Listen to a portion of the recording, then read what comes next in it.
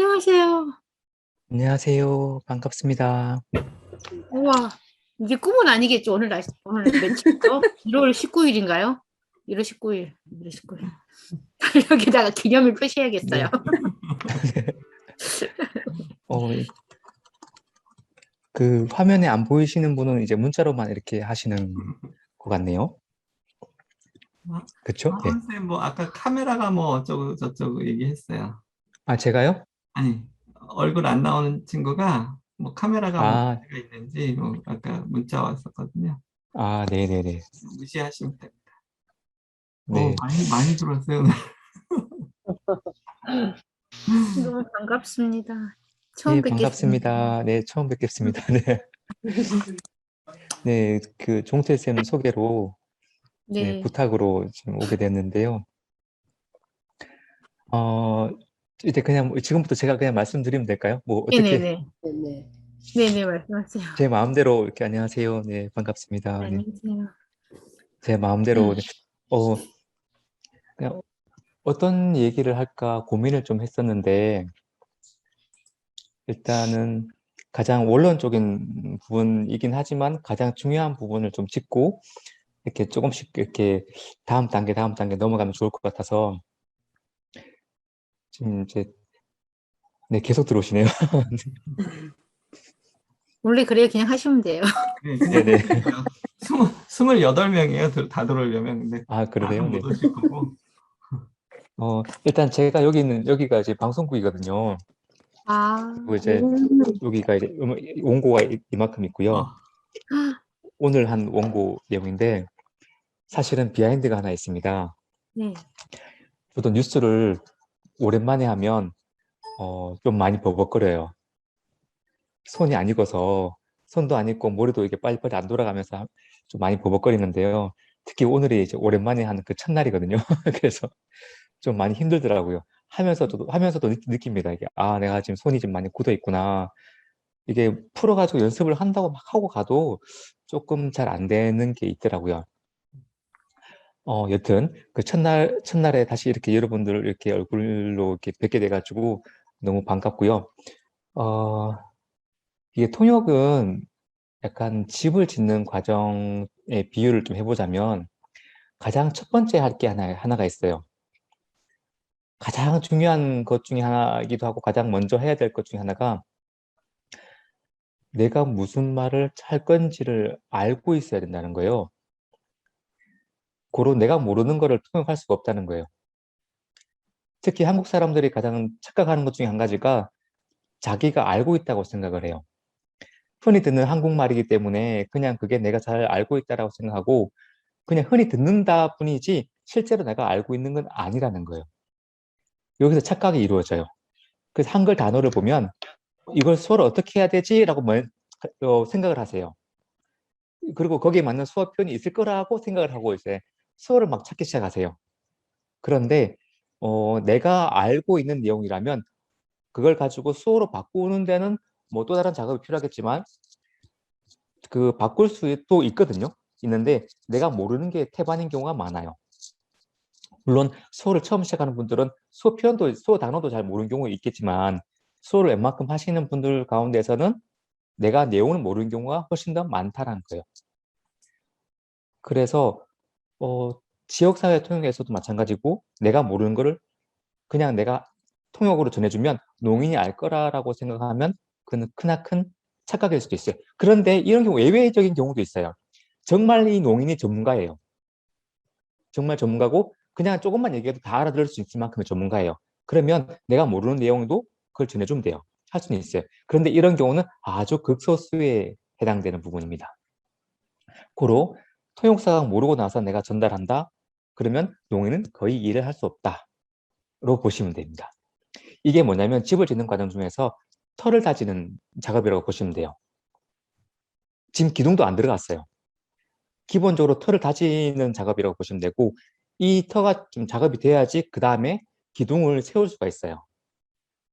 근데 이 터가 안 잡혀져 있으면 기둥을 아무리 내가 수어 표현을 알고 있어가지고 그 단어를 쓴다고 하더라도 이게 응용이 안 돼요.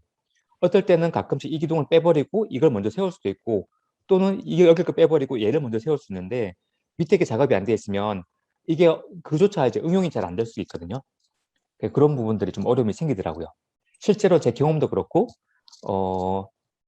제가 책을 갖고 왔는데 그 책에도 마찬가지고 많은 문헌들이 통역의 작업들이 다 그렇게 얘기를 하고 있어요. 비단 저의 얘기가 아닙니다. 저는 문헌에서 나와 있는 내용들을 실제로 실전으로 가져와서 얼만큼 그 문헌이 잘 맞는가를 제가 확인을 해보는 작업들을 많이 거쳐봐요. 실제로 해보니까 그 내용들이 그 경험들이 맞구나라는 것들을 저는 좀 몸으로 체감하면서 이렇게 하는 편인데 실제로 그렇습니다. 예를 들어서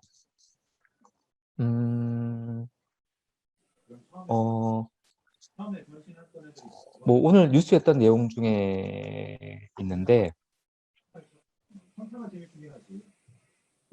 네, 누가 얘기하시나요? 네.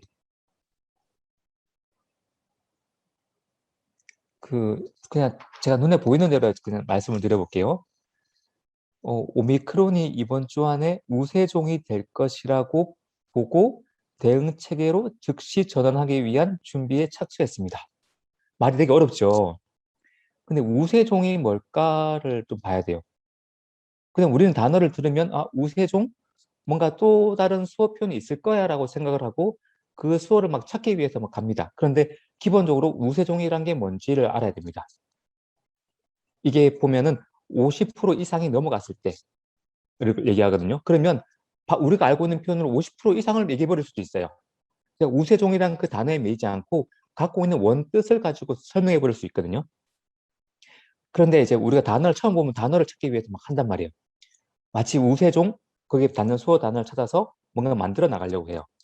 그러다 보면 응용이 안 돼요. 이런 부분들이 굉장히 많이 있어요.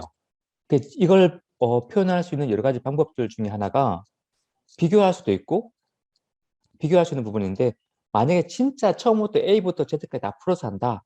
그러면 코로나 변화되는 것 중에 델타가 있죠. 지금 수어로 요즘 델타를 많이 쓰는데 델타가 줄어들고 오미크론이 이렇게 가고 있더라.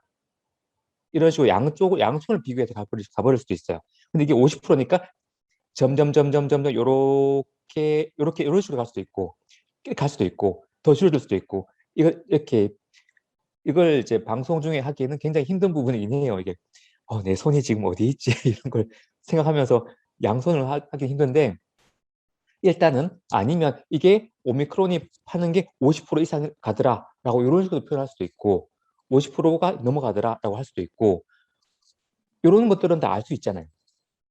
아는 것처럼 내용을 알고 있으면 뜻을 알면 수어로 풀이하는 거는 그 다음 단계 작업이라는 거죠. 그래서 기본적으로 내용을 아는 거에 먼저 집중을 하시는 게 가장 좋고 그 다음에 두 번째는 이제 기둥을 쌓아야 돼요. 기둥을 쌓고 1층, 2층 단계를 올라가야 되는데 이때 내가 어떤 방법을 쓸 거냐는 거예요. 어떤 공법으로 집을 지을 건지 어떤 공법으로 기둥을 지을 건지 H빔을 세워가지고 이렇게 만들 건지 아니면 원형 기둥을 세울 건지 이런 여러 가지 방법을 알고 있어야 되는데 이게 뭐냐면 수어에 만든 그런 어구라고 할까요? 문법이라고 할까요? 한국어의 문법이랑 다르다는 걸 여러 번 들어봤잖아요. 근데 이게 사실 뭔지 감이 잘 안 잡힐 때가 많아요. 농인을 많이 만나가지고 내가 그런 경험상에서 오게 되는 문법에 대한 게 있고 또 책을 통해서 문법에 대해서 익힐 수도 있고 뭐 여러 가지 방법으로 문법을 익힐 수 있는데 적어도 수어로 표현되는 그런 문법 내용을 알고 있어야지 내가 문장을 바꿀 수가 있어요. 근데 이거를 모르면 그냥 한국식으로 한국어식으로 따라가다 보면 결국은 수어 문장이 안 만들어진다는 얘기는 농인이 봤을 때 저게 눈에 안 들어온다는 거거든요. 어떻게 보냐면 영어로 치자면 단어만 딱딱딱딱딱딱 해서 그냥 농인이 봤을 때 저 단어 유출을 해가면서 대충 이런 뜻이구나라고 받아들이는 정도예요. 그러다 보면 이게 그대로 한눈에 싹 안 들어와요. 이게 수어 문장이 아니라는 거예요. 그러면 수어 문장을 어떻게 공부를 할 수 있느냐? 아까 말씀드린 것처럼 농인들 많이 만났다 보면 자연스럽게 할 수는 있어요. 그런데 이게 경험치에서 오는 거하고 내가 머릿속에서 이론적인 걸 알아가지고 바꾸는 거하고 또 달라져요. 두 가지를 같이 공유를 하는 게 좋은데 어떻게 하냐면 먼저 문법적인 게 어떤 건지를 내가 머릿속에서 정리가 된 다음에 그걸 가지고 농인을 만나가지고 써먹어 보는 거예요. 농인이 이해한 정도가 달라져요. 예전에 나 혼자 했을 때하고 내가 수어식 문법을 맞춰가지고 수어를 구사했을 때하고 농인의 눈빛이 달라집니다. 그리고 농인도 그때서야 더 편하게 이렇게 접근할 수가 있어집니다. 그 문법 같은 경우는 국립국어원에서 문법 책들이 많이 나와 있잖아요. 그런데 그걸 다 할 수는 없어요. 그 중에 가장 핵심적인 부분을 가장 실천적으로 할 수 있는 부분 한 가지 꼽자면 첫 번째는 설명하듯이 하는 거예요. 주어 부분을 앞에 놓고 뒷부분을 설명하듯이, 예를 들어서 집이 튼튼하다 그러면 집이 튼튼하다, 아니면 옷이 노랗다, 그 다음에 얘가 어떻다, 또는 얘가 어떻게 했다, 이런 식으로 주어 부분을 하나 가지고 그 다음에 설명하는 식으로 만드는 거예요. 이게 특히 근데 이게 되게 어려운 게 한국어는 주로 주어 부분이 앞에 있으면 그 옆에 설명하는 부분도 이게 길어요. 어제 만난 누구가, 오늘 새로 산 뭐가, 이런 식으로 어떠했던 누구가, 이런 식으로 길단 말이에요. 그러면 수어 통역을 하려고 하든가 아니면 영어 통역을 하든가 어떤 통역이든 간에 기다려야 되겠죠. 기다리지 않고는 주어 부분을 못 듣고 간단 말이에요. 앞부분부터 쭉 가다 보면 이게 뭐냐면 산을 헤매고 있는 그런 것 같아요. 정상을 찍고 그 다음에 봐야 되는데 정상을 못 찍고 계속 산 밑에서 계속 헤매고 올라가는 거예요. 그러면 나도 무슨 말을 하는지 모르겠고 그 얘기하고 주어 부분이 달라져 버리니까 결국 주어가 뭔지 몰라요. 예를 들어서 주로 이제 뭐 이렇게 그냥 흔하게 예를 들어서 와 정말 저기 멋진 하고 계셨어요. 멋진 하고 나왔을 때 그 다음 뭐가 나올지 예상이 되세요? 멋진 여자야 라고 할 수도 있고요. 멋진 남자라고 할 수 있고 와 멋진 가방이 있다고 할 수 있어요. 근데 이 멋진을 그냥 그대로 해버리면 뭐가 멋지다는 거지? 머릿속에서 막 상상을 해야 돼요. 그 다음에 유추가 안 되는 거죠. 근데 남자를 봤더니 멋져. 가방이 멋져. 우와 진짜 멋져. 라고 이렇게 이제 주어 부분을 가지고 먼저 설명을 하게 되면 여기가 들어오게 되면서 여기 색깔이 입혀지는 거죠. 그러면 훨씬 더 전달력이 좋아집니다. 근데 이게 그래서 이거를 이제 듣고 통용하라는 얘기가 이런 부분은요. 근데 시험 칠 때는 좀 달라요. 시험 보시는 분 계세요? 네. 시험을 볼 때는 시험장 가서는 이게 안 됩니다. 왜냐하면 긴장도가 거의 200배로 오거든요. 그러면 듣자마자 바로 통역을 들어가야 돼요. 보통은 가장 좋은 통역을 하려면 1초, 2초, 3초 또는 4초까지 기다립니다. 앞문장이 흘러갈 때까지 기다려요. 그걸 듣고 나서 내가 이해한 다음에 통역을 들어갑니다. 그러면 그럴수록 그 문장이 가장 적당하게 수어식으로 잘 만들 수 있다라고 봐져요. 이거는 이제 한국에 있는 통역계뿐만 아니라 해외에 있는 많은 문헌들에서 얘기하고 있는 바와 똑같아요. 참 사람이 참 신기하죠. 사람이 갖고 있는 통역이란 기저 구조가 다 비슷해요. 그래서 보통은 한 4초까지 기다리고 했을 때 가장 좋은 전달력이 좋은 문장이 만들어지더라는 거예요. 반면에 듣자마자 바로 따라가잖아요. 따라가는 경우는 거의 통역의 전달력이 거의 낮더라라고 나와요. 그래서 그러면 우리가 기다려야 되는데 기다리는 이유는 아까 얘기한 거랑 마찬가지예요. 수어식 문장을 만들기 위해서 기다리는 거예요. 내가 이해를 하고 수어식 문장을 이렇게 바꾸기 위해서 기다리는 건데 기다리려면 내용을 알고 또 내용을 충분히 이해하고 있는 상태에서 기다리는 게 훨씬 더 통역에 도움이 됩니다. 내가 모르는 생소한 내용을 듣고 내가 기다린다? 머리가 뇌에 부하가 막 와요. 힘들어져요. 그때부터는 막 식은땀부터 나고 막 앞에 무슨 얘기했는지 기억도 안 나요. 근데 내가 친숙한 내용일수록 잘 기억하기 쉬워져요. 그래서 시험 보시는 분들은 바로바로 따라가야겠지만 그래도 조금 더 문장을 잘 전달하려면 기본적인 내용을 많이 알고 있어야 돼요. 시사적인 내용들, 잡다한 것들, 어떤 내용이 어떻게 들어올지 모르기 때문에 많이 알고 있어야 되는데 좀 다들 똑같이 사람인지라 시험 문제 내는 것들이 다들 비슷해요. 우리 주변의 시사적인 내용들 중에서 내지 갑자기 생뚱맞게 어딘가에 툭 떨어진 걸 잘 안 내요. 그런 것들은 몇 개밖에 안 돼요. 그래서 시사적인 기본적인 내용들을 많이 그 내용들을 읽어두시고 내용들을 익혀두시면 시험장 가서 훨씬 더 도움이 되고요. 그리고 어떤 행사장이나 아니면은 어떤 지역사회에서 통용하는 경우 외에는 미리 이제 원고를 보거나 이럴 경우 있잖아요. 그래서 그걸 미리 많이 숙지를 하고 준비를 하고 갑니다. 외우다시피 해서 가고요. 그래서 아까 말씀드린 것처럼 주어를 살리고 그 다음에 설명 형식으로 이렇게 나가는 부분을 이렇게 한다는 거.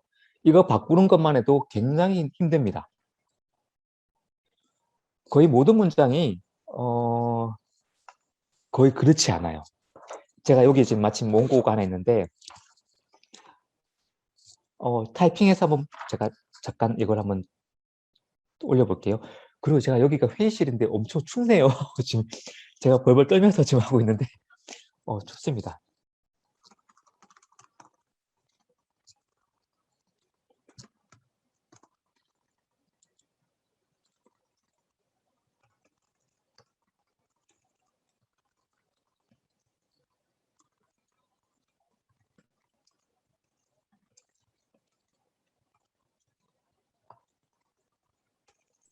외투 걸치고 하세요. 아, 그럴까요? 잠깐 기다릴게요. 너무 음, 추우니까 외투를 좀 걸치고 하시는 게 그러면 어떨까요? 그럼 제가 너무 이렇게 좀 네네. 아니, 저기 괜찮아요.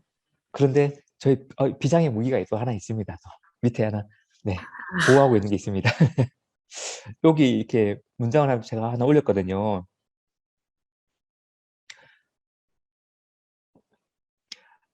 여기 보시는 것처럼 안정적인 감소세를 보이던 하고 이 말은 지금 주어 부분을 지금 수식하고 있는 거거든요. 그 주어가 뭐냐면 코로나 신규 확진자가 이게 주어 부분이에요. 그럼 얘가 먼저 나가야 되는 거예요. 그런 다음에 설명 형식으로 안정적인 감소세가 가고 있더라라고 가야 돼요. 이해되시죠? 근데 한국에는 주로 이런 식의 어구들이 많이 있어요. 그러니까 앞에 부연 설명되는 것도 굉장히 많이 있어요. 그래서 이거를 가지고 방송 통역이나 이런 거 할 때는 그냥 들리는 대로 그냥 내가 알고 있는 대로 그냥 통역하는 게 아니고 미리 다 준비를 합니다. 원고가 있으면 원고가 물론 좀 바뀔 수도 있겠지만은 그 내용을 가지고 내가 어떤 식으로 수어 표현을 할 것인지를 다 예측을 하고 감안을 하고 준비해서 들어가는 거예요. 그냥 내가 들린다고 해가지고 막 그냥 쓰지 않아요. 그러니까. 그런데 오늘 같은 경우는 네, 이제 오늘 뉴스를 시작하는 첫날이라 좀 많이 버벅거리긴 했습니다만 이런 내용을 하려면 코로나가 확진된 수가 이렇게 점차 완만하게 줄어들고 있는 거죠. 제가 안정적인 감소세 이렇게 표현한 거예요. 안정적인 감소세 이렇게 하기보다는 이거는 뭐냐면 약간의 문자를 그대로 갖고 온 차용했던 부분이라서 이 내용상에서 확 떨어지지 않고 점차 가고 있는 거죠.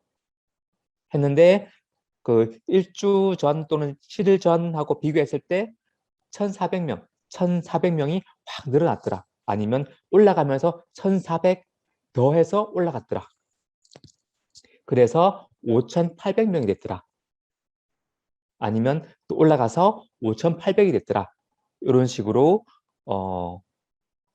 제가 이렇게 써야지라고 마음 먹고 들어간 거예요.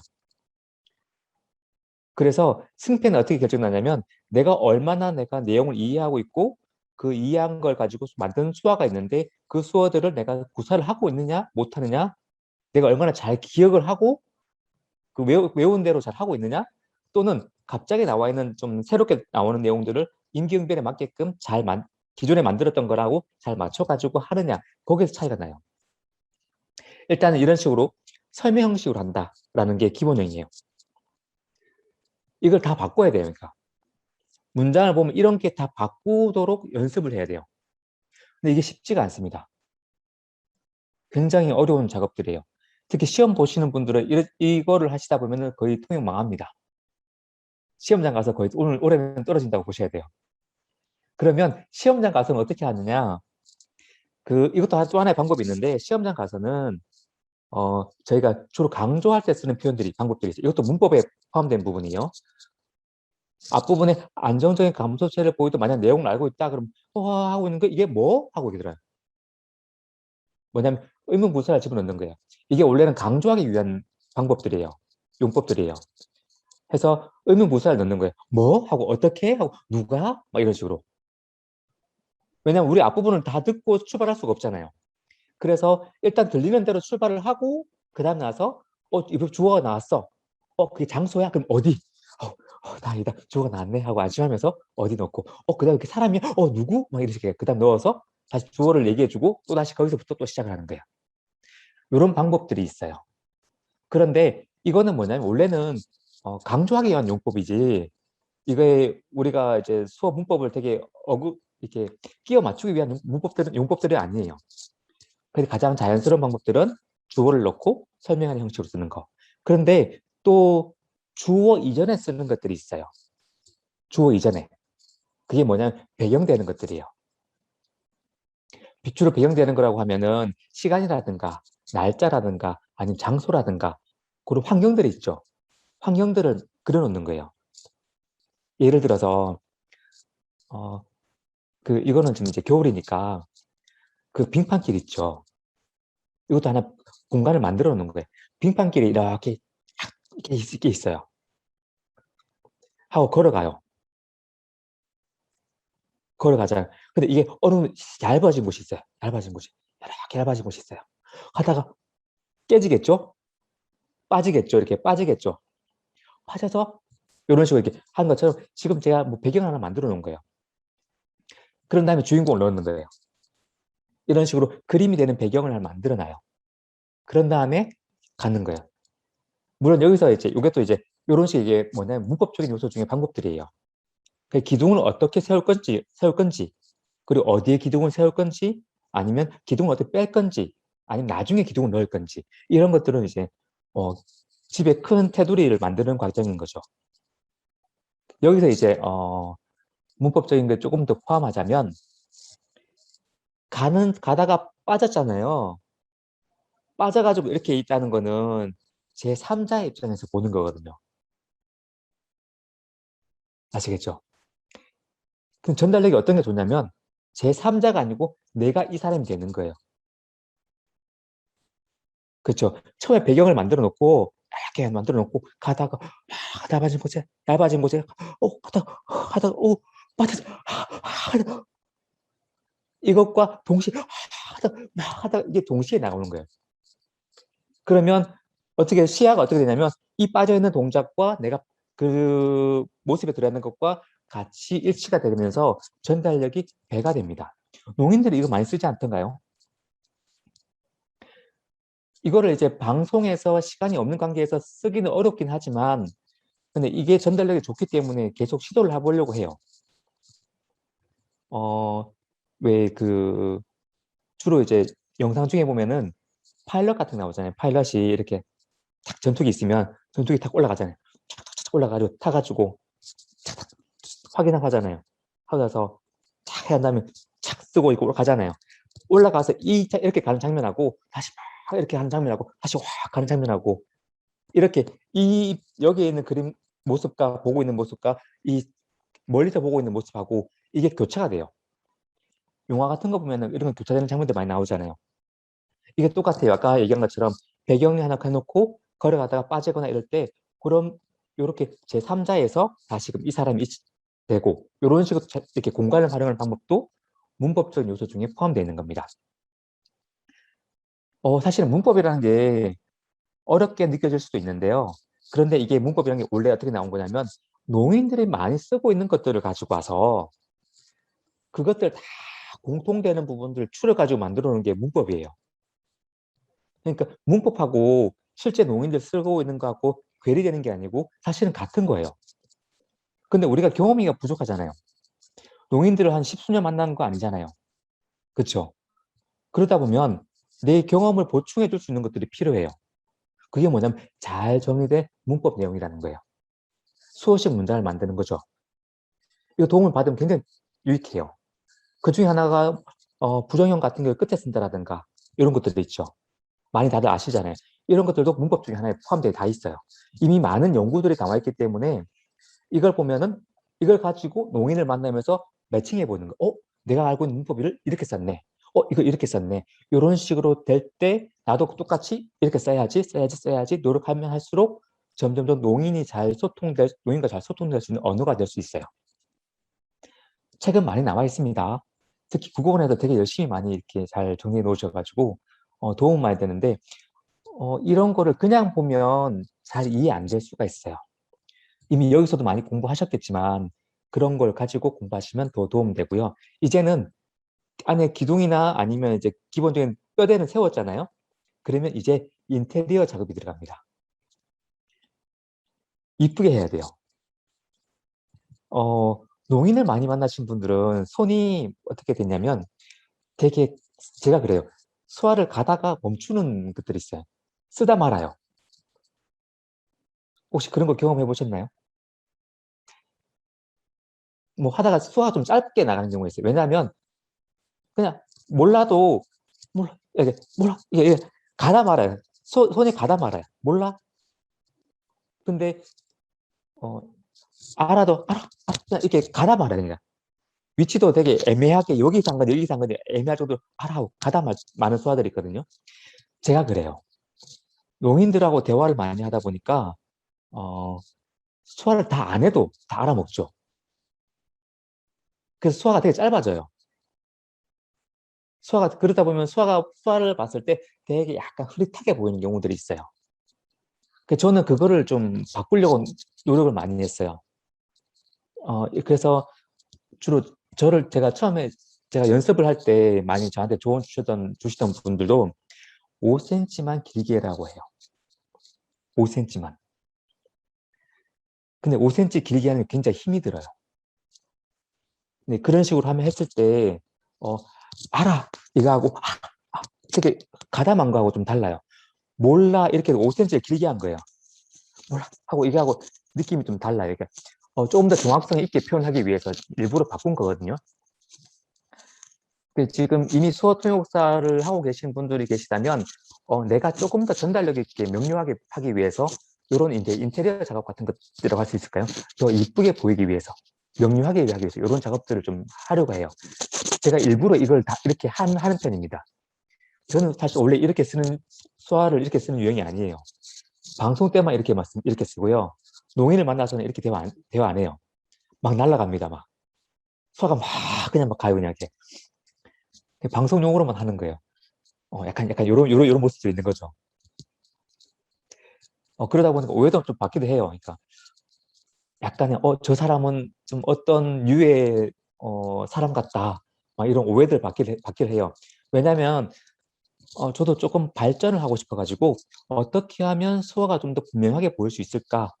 이거를 이제 좀 고민하다가 어떤 부류에 있는 분들이 그렇게 잘 쓰시는 걸 봤어요. 그래서 그걸 뺏겨와가지고 제가 제 걸로 소화하려고 이렇게 하다 보니까 약간 그런 사람의 모습도 보이고 또 저런 사람의 모습도 보이고 이렇게 된 거죠. 그래서 저는 이걸 의도적으로 했기 때문에 제 수화 모양을 좀 바꿀 수가 있어요. 의도적으로. 마음대로 막 흘리듯이 막 이렇게. 가서 그냥 해버리면 돼요. 이것도 이렇게 표현 안 해요. 저는 이렇게. 그냥 하고 끝내버리면 되는데 이렇게 가버리면 감수해를 이렇게 가버리면 이게 화면은 잘 안 보여요. 나는 수화를 썼는데 상대방이 못 알아보면 그건 수화가 전달이 안 됐거나 그냥 수화를 안 쓴 거와 마찬가지예요. 내가 수화를 쓰는 목적은 상대방이 이해할 수 있게끔 하기 위한 거기 때문에 이해할 수 있는 수어의 어떤 그런 모션이나 이런 것들을 하거든요. 그렇습니다. 그리고 나서 그 인테리어 작업 중에서 고민하는 부분 이런 게 있어요. 이것도 여러분들이 많이 아시는 내용 중 하나인데, 비가 온 이후에 땅이 굳어진다. 뭐 이런 얘기 혹시 많이 수어로 표현해 보신 적 있나요? 수어를 어떻게 할까요? 비가 온 후에 땅이 굳어진다.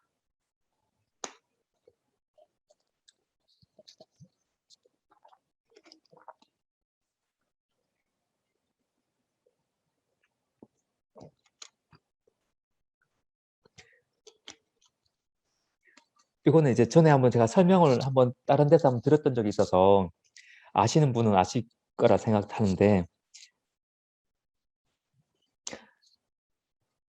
네, 이것도 마찬가지예요. 일단은 배경되는 걸 먼저 하나 그려놓는 게 좋습니다. 그럼 배경되는 게 뭘까요? 땅이죠. 땅을 하나 그려놔요. 그다음에 비가 와요. 하고 그다음에 비가 그치고 햇빛이 비치면 어떻게 돼요? 단단해지죠. 자, 일단 이게 1차적으로 이걸 이제 이렇게 표현할 수는 있어요. 그런데 이게 과연 거기에 맞는 의미냐는 거죠.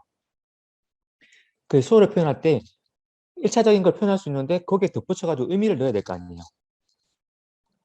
이걸 이제 바꾸면 고통이 후에 뭐 성공이 와, 아니 행복이 와, 고통 후에 성공 와, 또는 행복 와, 이런 식으로 표현을 할 수 있는데 첫 번째 그대로 묘사했던 부분을 가지고 이 의미를 어떻게 섞어나갈 거냐는 거예요. 또는 첫 번째 걸 버리고 의미만 가져갈 거냐는 거예요. 이게 고민이 되는 거예요. 약간 인테리어 작업이라고 할 수 있을까요? 우리가 보통 이제 의미 중심 통역을 했을 때 그러면 일단 의미만 살릴 수도 있거든요. 그런데 수어는 또 공간적이고 또는 약간의 그런 도상적인 것들을 많이 표현하기 때문에 그걸 같이 섞어줬을 때 훨씬 더 전달력이 좋아지고 의미와 같이 포함돼서 더 많은 것들을 이제 줄 수 있는 통역이 될 수 있어요. 그래서 두 가지를 어떻게 믹싱할 것인지를 이제 고민하는 거예요. 그래서 땅에 일단 똑같아요. 배경을 먼저 해요. 해놓고 비가 와. 고통이 막 하고 막 힘들어. 근데 비가 그치고 오, 단단해. 성공. 팍. 이런 식으로 이제 안에 있는 묘사되는 부분과 의미를 같이 믹싱해서 만들어 보는 거죠. 요 작업들을 하나 가는 거예요. 또는 교보문고 보면은 왜 그런 거 있죠. 제가 지금 문구는 다 기억은 안 나는데 책은 사람이 만들고 사람이 책을 만들고 책은 사람을 만듭니다. 이런 거 있잖아요. 그 주변에 이런 문구들을 보면 그거를 어떻게 내가 통역을 할 것인가 이거를 고민해 보셔야 되는 거예요. 이게 뭐냐면 이제 그냥 의미만 전달할 수도 있어요. 그런데 거기에 약간의 더 인테리어를 좀 덧붙이는 거죠. 네. 여러분 어떻게 표현할까요? 내용은 대충 아니까 한번 나름대로 생각했던 부분을 가지고 한번 수어를 한번 만들어 보세요.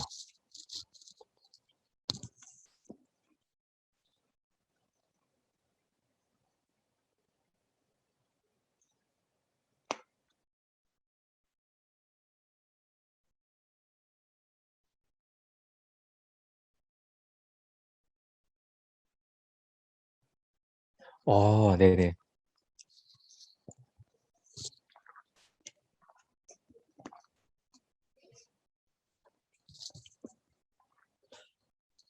네, 지금 나온 것 중에 수어 표현 중에는 이런 표현들 나왔는데요.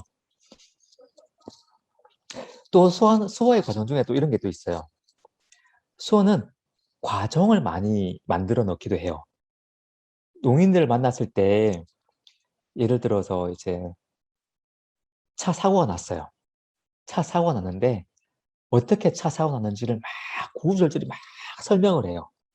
어젯밤에 누가 친구가 연락이 와가지고 만나자고 해가지고 불러가지고 가는데 시동을 켜고 여기서부터 시작해요. 시동을 켜고 막 가는데 막 가다가 뭐 어두워졌어. 가다가 벅 박아버렸네. 그러니까 그냥 사고 나가지고 뭐 생각났나 이렇게 끝난 게 아니고 그래서 그 과정들을 다 설명하거든요. 그런 부분들도 또한 마찬가지 이제 농인이 쓰는 수어 용법 중에 하나인데 제가 그걸 교보문고 문구랑 관련해서 해보자면 사람이 먼저 주어부분 나오죠. 사람이 막 해서 책을 만들어.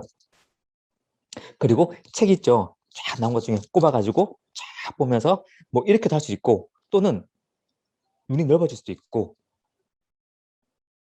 약간 견문이 넓어지는 거죠. 또는 아니면 책을 보가지고 인격이 막 이렇게 할 수도 있고 왜냐하면 책이 사람을 만든다는 거니까 또 다른 표현으로 할 수 있는 거죠. 그러니까 어떻게 해석하느냐에 따라서 표현 방법이 여러 가지 할 수 있어요. 그래서 이런 식으로 과정도 설명을 하면서 하나 만들 수 있습니다. 또 여러 가지 문구들 중에서 그 가장 많은 나오는 것 중에 꽃으로도 때리지 마세요. 와, 전 통역사로 생활하면서 이런 문구들을 내가 어떻게 통역할까? 갑작스럽게 이런 문구들 나올 때가 있잖아요. 이런 걸 어떻게 통역할까를 되게 고민을 많이 하게 되더라고요. 그 주변에 볼 때마다 약간 혹시나 나올 수 있으니까 그런 것들을 좀 생각을 하게 되는 것 같은데 여러분 이런 걸 또 어떻게 하면 좋을까요?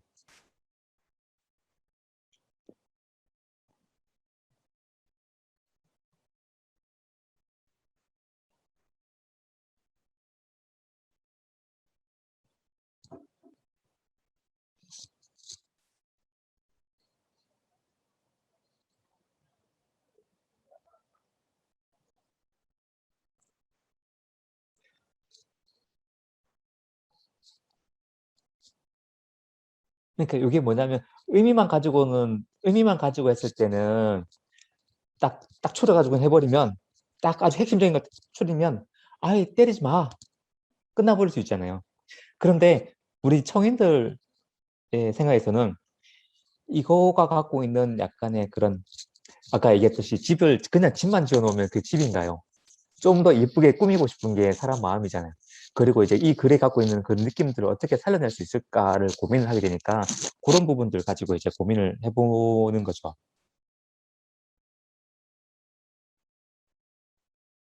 해보게 되면 어, 몇 가지 뭐 표현을 할 수 있는 게 있는데 그냥 첫 번째 아예 때리지 마 이렇게 할 수도 있고요.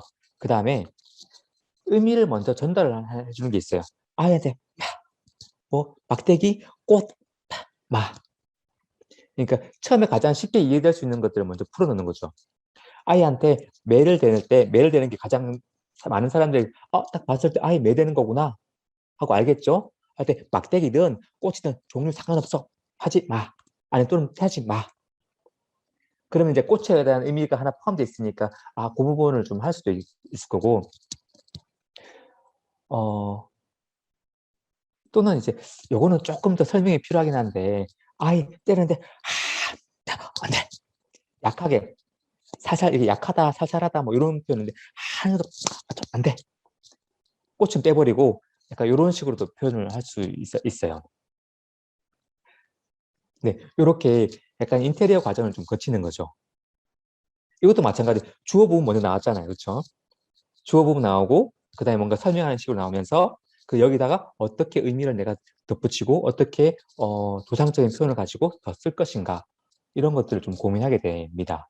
이렇게 첫 번째는 내가 내용을 아는 거 땅에 이렇게 다져가지고 깊게 팔수록 그만큼 여기 위에 기둥을 세우잖아요. 기둥들이 더 단단하게 설 수 있어요. 그러고 나서 이제 집을 한 층 한 층 올라갑니다. 그러고 나서 마지막에 인테리어 작업을 하는 거죠. 이쁘게 도배도 하고 안에 작업들을 합니다. 그렇게 했을 때 이 집을 봤을 때 너무 잘된 토목이야. 너무 이뻐. 내가 저 집에 가서 살고 싶다. 라는 느낌이 들게끔 만드는 거죠. 물론 중요한 포인트가 하나 또 있습니다. 제가 이렇게 말씀드리고도 저도 잘 안 됩니다. 진짜 이게 쉽지 않더라고요. 정말 완벽한 조건이야. 준비가 다 됐어. 이 정도면 나는 내가 거의 다 외웠어, 이제. 한 10분짜리 브리핑 내용 내가 거의 다 외웠어. 또는 원고 내용을 다 외웠어. 하고 막상 딱 들어갔는데, 이 사람 마이크를 안 켰어. 소리가 안 들려. 헐, 이런 기상천외한 이런 또 그런 상황도 놓일 수도 있고, 또는 제 컨디션에 따라서 이게 안 될 수도 있고, 또 그동안에 제가, 수어가 계속 하루하루 쓸 때마다 조금씩 이제 좀 익숙해지는데, 그게 또 안 되면 또 그만큼 또 안 나올 때가, 영향이 안 나올 때도 있고요. 실제로 이런 원론들은 알고 있는데, 그만큼 안 될 때가 많이 있어요. 저도 아직까지는 이걸 계속 하기 위해서 ING 중입니다. 계속 하고 있는 중이죠. 아직 완벽하게 해본 적은 없어요. 하지만 이거를 미리 준비를 하면 할수록 내가 갖고 있는 것들이 많이 쌓여져 나가요. 저도 이제 한동안 이제 너무 힘들어가지고, 너무 이게 좀 매번 이렇게 준비를 많이 한다라고 생각하는데, 실제로는 그만큼 잘 안 나오게 될 때가 많고, 더 안 돼서 굉장히 좀 좌절스럽더라고요. 저는 조금 더 수화를 더 간단하게 줄이면서 표정을 넣고 이렇게 많이 하고 싶거든요. 그런데 막상 실전에 가서는 그 현장 상황에서의 긴장감들이 있어요. 너무 떨려요. 뭐 4초 기다린다고요? 말이 쉽지 1초도 못 기다리겠어요. 듣는 대로 바로 막 나가야 될 정도로 속에서 막 참고 있어요. 안 나가야지. 손아 나가지 마. 하면서 이렇게 기다리고 있어요. 참아. 막 의식적으로 막 참고 있거든요. 참고 그 다음에 주어 부분을 딱 듣고 나서 또 그 다음에 시작을 들어가요. 근데 그만큼 해도 잘 안 되더라고요. 실전에서는. 근데 하다 보면은 좀 늘 때도 있긴 한데 계속해서 이거는 저도 마찬가지고 여기 있는 선생님들도 계속 거기를 가야 되는 상황인 것 같아요. 그러니까 누가 봐도 조금 더 좋고 깨끗하고 내용을 잘 전달을 통역을 하려면 이렇게 집 짓는 과정에 가지고 한번 준비를 해 가시면 도움이 될 것 같아요. 통역사 시험을 보시는 분들은 과정은 똑같아요. 통역이랑 과정은 다 똑같기 때문에 기본적인 내용들을 많이 충분히 하시고 그 다음에 어떻게 내가 통역에 대한 기술을 또는 문법적인 것들을 어떻게 쓸 것인지를 계속 연습을 하고요. 그 다음 마지막에 인테리어 과정을 거칠 건데 시험 때는 몇 가지 약간의 팁들을 좀 드리자면 일단 내용을 알고 있어야지 내가 통역하는 건 맞아요. 맞는데 실제로 내가 동시 통역을 하려면 내용을 내가 금방금방 내가 떠올리기가 힘들어요. 하면서 내용을 찾아가야 되거든요. 그런데 수어는 일단은 보여지는 통역이거든요. 그래서 일단 얼굴 표정이 훨씬 더 리얼한 표정이 갖고 있어야 됩니다. 실제로 내가 거기 몸담듯이 제3자적 입장에서 물에 첨벙첨벙 떨어지는 게 아니라 아까 보여주신 것처럼 떨어지면서 표정을 그대로 하면서 막 이렇게 막 이런 듯한 그런 표정들이 같이 가미가 돼야 된다는 거죠. 그럴 때 내용 전반적으로는 문장이 막 뒤섞여가지고 약간의 콩글리시처럼 나오긴 하더라도 그 표정이나 이런 부분 들어갔을 때 전달력이 좀 더 있어지거든요. 그러면서 이제 내용을 더 찾아갈 수 있고요. 그 다음에 공간을 조금 나눠서 쓸 수 있으면 더 좋습니다. 공간. 우리가 잘 공간 잘 안 쓰잖아요. 거의 대부분 여기 앞에서만 쓰는데 공간을 잘 활용할 수 있으면 훨씬 더 그 연기하듯이 할 때 훨씬 더 도움이 됩니다. 그래서 이 사람이 갔을 때 이 사람의 역할을 내가 하는 거예요. 가서 수화를 하고 또 이 사람이 갔을 때 이 사람의 역할을 가지고 내가 수화를 하고 물론 지금 현직에 수화 통역사로 활동하시는 분들은 이 사람의 느낌을 갔을 때 이 사람의 느낌을 가지고 통역을 하면 더 좋아요. 그리고 이 사람이 이 여자라고 했을 때 여자의 이 모습을 갖고 왔을 때 내가 여성스러운 모습으로 통역을 할 수 있으면 더 좋고요. 아이면 아이의 느낌을 살려가지고 막 이렇게 통역을 하는 거죠. 그러면 이것들이 더 분명히 구분되면서 전달력이 훨씬 더 좋아집니다. 그리고 실제로 이제 마치 한 편의 영화를 보듯이 농인들이 거기에 빠져들지 않겠어요? 스무스하게 무슨 내용이지 하면서 눈에서 저 단어 하나 보면 저게 무슨 말이지라고 인상을 쓰면서 보는 게 아니라 마치 그래 그런 내용 하고 이렇게 자연스럽게 받아들이게 돼요. 네, 그렇게 하려면 통역사가 집을 다 지어놓고도 되게 안정적으로 전해야 되는 거죠. 연기하듯이. 통역사가 편안하지 않으면 받아들인 농인도 뭔가 불안해요. 굉장히 내용을 잘 전했다고 해도 집을 다 지어놨는데 뭔가 집이 흔들리고 있어요. 지진이 나고 있나? 왜 저러지? 집은 다 모양이 이쁜 것 같은데 뭐 내진 설계가 안 돼 있나? 왜 저런 거야? 하고 보는 사람도 불안하게 보는 거죠. 시험장 가서도 마찬가지입니다. 일단 자신감 가지고 그 내용을 다 이렇게 하는 거하고 뭔가 소극적으로 내가 이렇게 하는 거하고 보는 게 달라져요. 그 행사장 가서도 마찬가지고요. 사실 좀 틀릴 수 있어요. 틀려도 자신감 있게 그래도 끝까지 밀고 나가는 거예요. 그리고 틀리면 어마어마한 집중력이 필요하겠지만 그걸 바꿀 수도 있어요. 아까 부분을 빼고 아까 부분 내용이하고 좀 다시 바꾸면서 다시 수화를 할 수 있어요. 넘기고 다시 또 하는 거죠. 그러려면 집중력이 어마어마하게 필요하고요. 일단 자신감과 집중력이 또 필요한데 이런 것들이 어떻게 생겨나냐면 물론 집을 지을 수 있는 것들이 능력이 있다 치고 그 다음에 체력적인 부분이 필요합니다. 체력이 안 따라주면 집중력도 안 따라줍니다. 여러분들 많이 약들을 드시고 계시죠? 비타민부터 해서 네. 그 집중력이나 그리고 어떤 이런 체력적인 부분을 관리를 할 때 루틴을 가지시면 더 좋아요. 어떤 특정한 시간대에 내가 온 힘을 다해서 집중을 해야 되고 뭔가를 어, 일정 성과 이상을 내기 위한 어떤 그 시간대가 있다. 그리고 그 과제가 있다 했을 때 그 과제 하나하나를 루틴을 만들어 나가시는 거예요. 내가 언제 내 몸이 최상의 효과를 낼 수 있는가. 약은 언제가 먹을 때는 좋고 운동은 언제 때는 좋고 그리고 내 몸이 살찐 게 좋더라 아니면 살 빠진 게 좋더라 이런 것까지도 내 몸 관리를 하는 거예요. 한마디로. 그렇게 했을 때 해보시면 알아요. 내가 살이 2kg 쪘을 때 몸이 무거워. 손도 무거워요. 안 나와요. 근데 내가 살을 좀 빼고 내가 뭔가 좀 몸을 좀 가볍게 하고 내가 어떤 약을 언제 먹고 또는 뭐 홍삼을 언제 먹고 뭐 이런 것들 있죠. 이제 이런 루틴들을 다 만들어 나가는 거예요. 그러고 나서 어떤 날 했더니 결과치가 괜찮았어. 좋았어.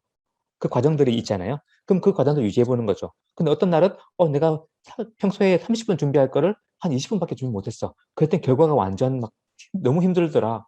그러면 30분 더 이렇게 더 준비할 수도 있고 이런 식으로 이제 그 루틴들을 만들어 나가는 거예요. 이렇게 흐름들을 만들어 나가서 마지막 최정상의 느낌을 가져가는 거죠. 그렇게 진을 빼고 나면 이런 과정들을 거칠 때마다 실력이 금방 올라갑니다. 네. 여기까지 제가 말씀을 드렸는데 특별히 시험장 가시는 분들한테는 그 한 가지 좀 더 체력 부분에서 말씀드릴 게 있다면 시험 전날에 잠이 잘 안 오잖아요. 긴장해서. 그럴 때 수면 방법이 하나 있어요. 그 유튜브 찾아보시면 나올 텐데 제가 그 수면 방법이 정확하게는 기억이 잘 안 나는데 그 복식호흡 중에서 3초, 4초, 7초인가? 혹시 아시는 분 계세요? 전에 한번 말씀드렸던 건 있을 텐데. 네, 그 숨을 들이킬 때 3초를 들이키고 네네네. 4초를 참고 내쉴 때 네네. 7개 쉬면서 내쉬는 거죠. 네네네. 네, 맞아요. 그게 과학적으로도 증명이 됐던 부분이라서 뉴스에도 나와 있더라고요. 저는 그걸 많이 써요. 막 어떤 때는 새벽에 급하게 나가야 될 때가 있고 그래서 한 2시간, 3시간밖에 못 자고 나갈 때 있는데 사실 네. 아침에 네네. 아, 네. 아, 마시는 거. 네. 아침에 그 시간에 늦게 나갈 수는 없잖아요. 그러니까 새벽에 나가야지만은 내가 그 루틴과 그리고 브리핑 시간을 맞출 수 있으니까. 근데 잠은 자야 되고 잠이 잘 깊게 안 들죠. 그럼에도 불구하고 체력 관리를 위해서는 잠을 자야 되니까 그럴 때 그걸 많이 써요. 제가 수영을 좋아하는데 수영을 하다 보니까 폐호흡량이 좀 커졌나 봐요. 그 평상시에 3초, 4초, 7초 갖고는 안 돼요. 어떨 때는 1분을 참아요. 그럼 손발이 막 찌릿찌릿하거든요. 그때까지 참아요. 저는 보통 이제 전에 한번 해보니까 한 2분까지는 참을 수 있더라고요. 2분 참고 조금 약간 여유가 있긴 하던데 하여튼 저는 그래서 되게 길게 참아요. 길게 참고 몇 번 하다 보면 어느샌가 제가 잠들어 있더라고요. 그래서 그거를 좀 응용을 해가지고 제가 그렇게 좀 하고 있는데 시험 전날에 이제 잠이 많이 설렐 수 있거든요. 잠이 안 올 수 있거든요. 그 체력 관리를 위해서 일부러라도 이렇게 잠을 자는 것도 해보시면 도움됩니다. 선생님 그 방법 좀 다시 알려주실래요? 유튜브에 찾아보면 네. 그 347 수면법이라든가 그 이름이 있을 거예요. 저는 궁금한 제가 게 하나 초수는 있습니다. 네? 저는 네네네. 궁금한 게 하나. 네네, 좋습니다. 네. 네. 예, 사람마다 이렇게 뭐 이렇게 급한 상황이 되면 본인의 나쁜 버릇이 나오잖아요. 사실상. 나오죠. 제가 가지고 있는 버릇이 아무리 고치려고 그래도 머리가 하얘지면 본인의 되돌릴 수 그럼요. 없는 버릇이 계속 튀어나오잖아요. 맞아요. 요거를 솔직히 말해서 뭐 시험 준비를 한다 하지만 그 상황에서 머리가 하얘지면 제 나쁜 버릇이 다 제가 배웠던 모든 건 없어져 버리고 나쁜 버릇이 그쵸. 튀어나오잖아요. 엉뚱한 말이 튀어나올 수도 있는데 이거를 조절할 수 있는 방법이 있을까요? 저도 마찬가지예요. 저도 제가 원래 이렇게 막 수화를 되게 딱딱 끊어서 하는 유형이 아니라고 말씀드렸잖아요. 그러다 보니까 제가 나쁜 버릇이 나와요. 막 처음 듣는 내용이라든가 너무 빨리 내용이 나온다든 그러면 저도 모르게 막 수화가 막 날리듯이 막 가요. 저도 나오는데 일단은 대처법 중에 하나가 똑같아요. 그래서 제가 알고 있는 내용을 더 많이 만들어 놓는 거예요. 제가 알고 있는 내용이 폭이 크면 클수록, 그렇죠. 많이 알면 알수록 그 중에 새로운 것들은 별로 안 나오겠죠. 이만큼밖에 안 나오겠죠. 그러면 조금 내가 좀 진정을 하고 할 수 있어요. 근데 이걸 하려면 시간이 많이 필요하죠. 네, 그렇습니다. 그 다음에 두 번째로는, 근데 어쩔 수 없는 것 같아요. 그냥. 근데 이것도 내가 바꾸려고 많이 노력한 시간이 있는 만큼, 시간이 그만큼 많으면 많은 만큼 조금 더 몸에 배어있는 것들이 나오기 때문에, 내가 의식을 잃고 막 수화를 하고 있을지라도 그간에 했던 노력들이 배신하지 않더라고요. 그런 게 있더라고요. 저는 의식을 잃었어요. 이게 얼마 전에도 제가 페이스북에다가 이제 뭐 글을 남긴 게, 막 하면서 나는 대체 지금 뭐 하고 있지? 나는 뭘 통역하고 있지? 의식을 잃은 상태예요. 그런데 손은 내가 그만큼 노력하고 준비했던 것들을 그대로 담아내고 있더라고. 사실은 의식을 잃으면 안 돼요. 의식을 끝까지 부여잡고 내가 수화로 전하고 있는 내용들 하나하나를 다 기억을 하면서 내가 문장에 맞게끔 말을 만들어내고 있어야 돼요. 그러면 내가 들으면서 수화 문장을 하나부터 끝까지 다 문장을 만들어내고 있어야 돼요. 그림을 모양 만들든지 어떤 걸 만들든지 내 공간들을 다 기억을 하면서 만들어내야 되는데, 어느 순간 내가 너무 말이 빠르거나 내용을 잘 모르는 내용 나오거나 그러면 저도 모르게 싹 가버릴 때가 있어요. 그때 저 스스로도 많이 실망을 하면서 이걸 여기서 내가 의식을 놓쳐버리다니, 내가 말을 만들었던 걸 놓쳐버리다니, 그 앞전에 했던 말을 내가 놓쳐버리고 있다니, 이럴 때가 있어요. 그래도 그 준비한 과정들이 있었던지라 말이 만들어지고 있더라고요. 그리고 말을 하게끔 돼 있어요. 그게 약간 시험장 가서나 아니면 가끔 초인적인 어떤 그런 환경에 놓였을 때, 압박감에 놓였을 때 저도 모르게 나오는 게 있어요. 좀 수화가 조금 흐트러지고 하더라도 그래도 문장을 만들려고 했던 부분들은 좀 하게 되는 게 있어요. 네. 또 궁금하신 거 혹시 있을까요? 저는 개인적으로 궁금한 게 있는데요. 네. 예, 저도 이제 선생님을 이제 참 좋아하고 그러지만 저희 가족들 중에 가족들이 저도 팬이지만 왕팬들이 있어가지고 특히 그 저녁에 9시 뉴스에 꼭 이제 김동호 선생님이 하시는 걸 보시는데, 그거 이제 항상 보시는데 저희 부모님, 특히 부모님이 이게 계속 나오는 게 아니시잖아요. 근데 한 3, 4일 길게 안 나오실 때가 한 번씩 있어요. 네네. 그러면 난리가 나는 거예요. 전화해가지고 혹시 동호 오빠 어디 아픈 거 아니냐? 왜 안 나오냐?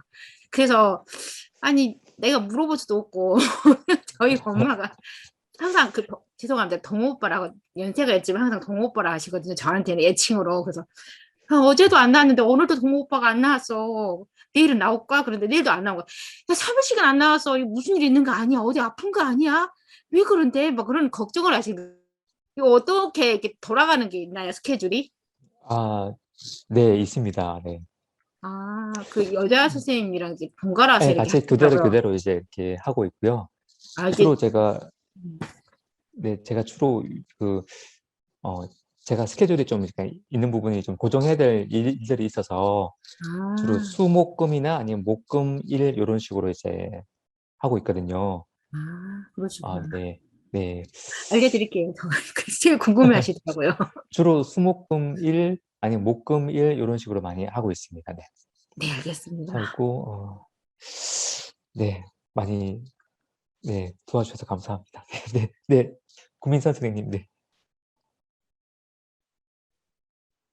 안녕하세요, 선생님. 네. 저는 수어 초보예요. 수어를 잘 몰라요.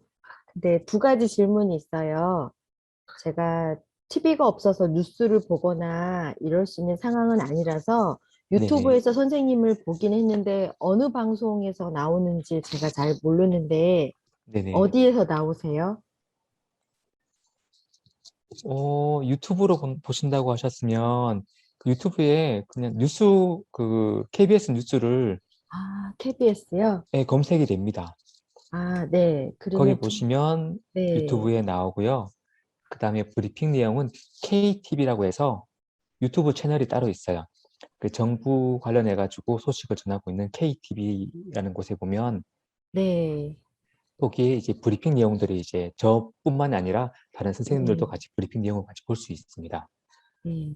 두 근데 번째 질문인데요. 네네네. 네. 네. 제가 오랫동안 고민하고 몰랐던 부분인데 오늘 선생님이 해주셨던 강의 중에 해결이 된 게 하나가 있어요. 그게 뭐냐면 저는 손도 느리고 지금처럼 말도 느리고 그래서 눈도 느려서 수화가 잘 안 보여요.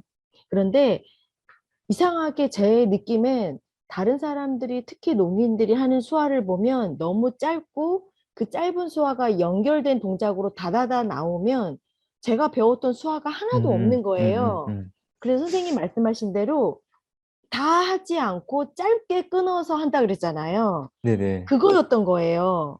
두세 개의 수화가 다다다 하는데 길게 해주지 않아요. 근데 그거를 제가 아무리 봐도 저는 안 보여요, 그게. 어떻게 해야 돼요? 어떻게 연습해야 되죠?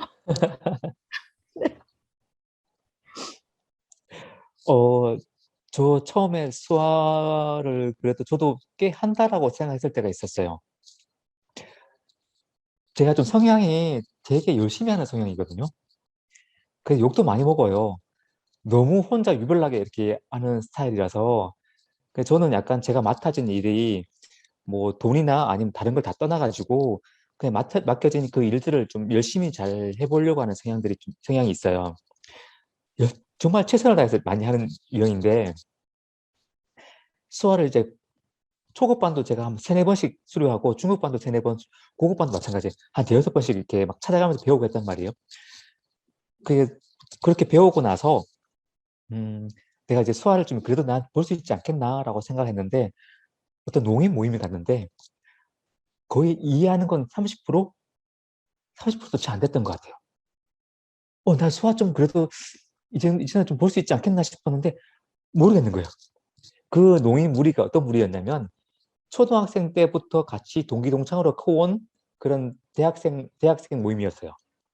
농인들의 수화가 길게도 안 해요. 세 단어도 안 써요. 한두 단어 끝. 지화도 이거 끝. 저게 무슨 말인지 하나도 모르겠는 거예요. 아무리 문맥으로 유추하려고 해도 유추할 수가 없더라고요. 근데 실제로 이제 이렇게 가면 못 알아먹어요.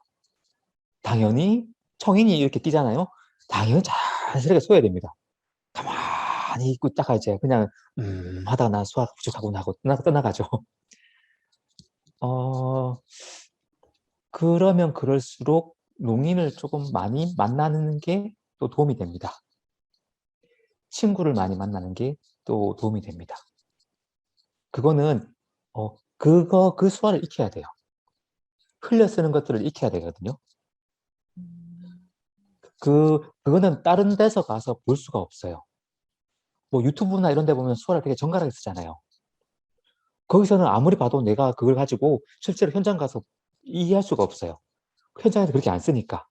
그 현장에 있는 분들은 그런 수화들을 눈에 많이 익기 때문에 그게 뭔 수화라는 걸 알고는 그렇게 대응을 하는 거거든요.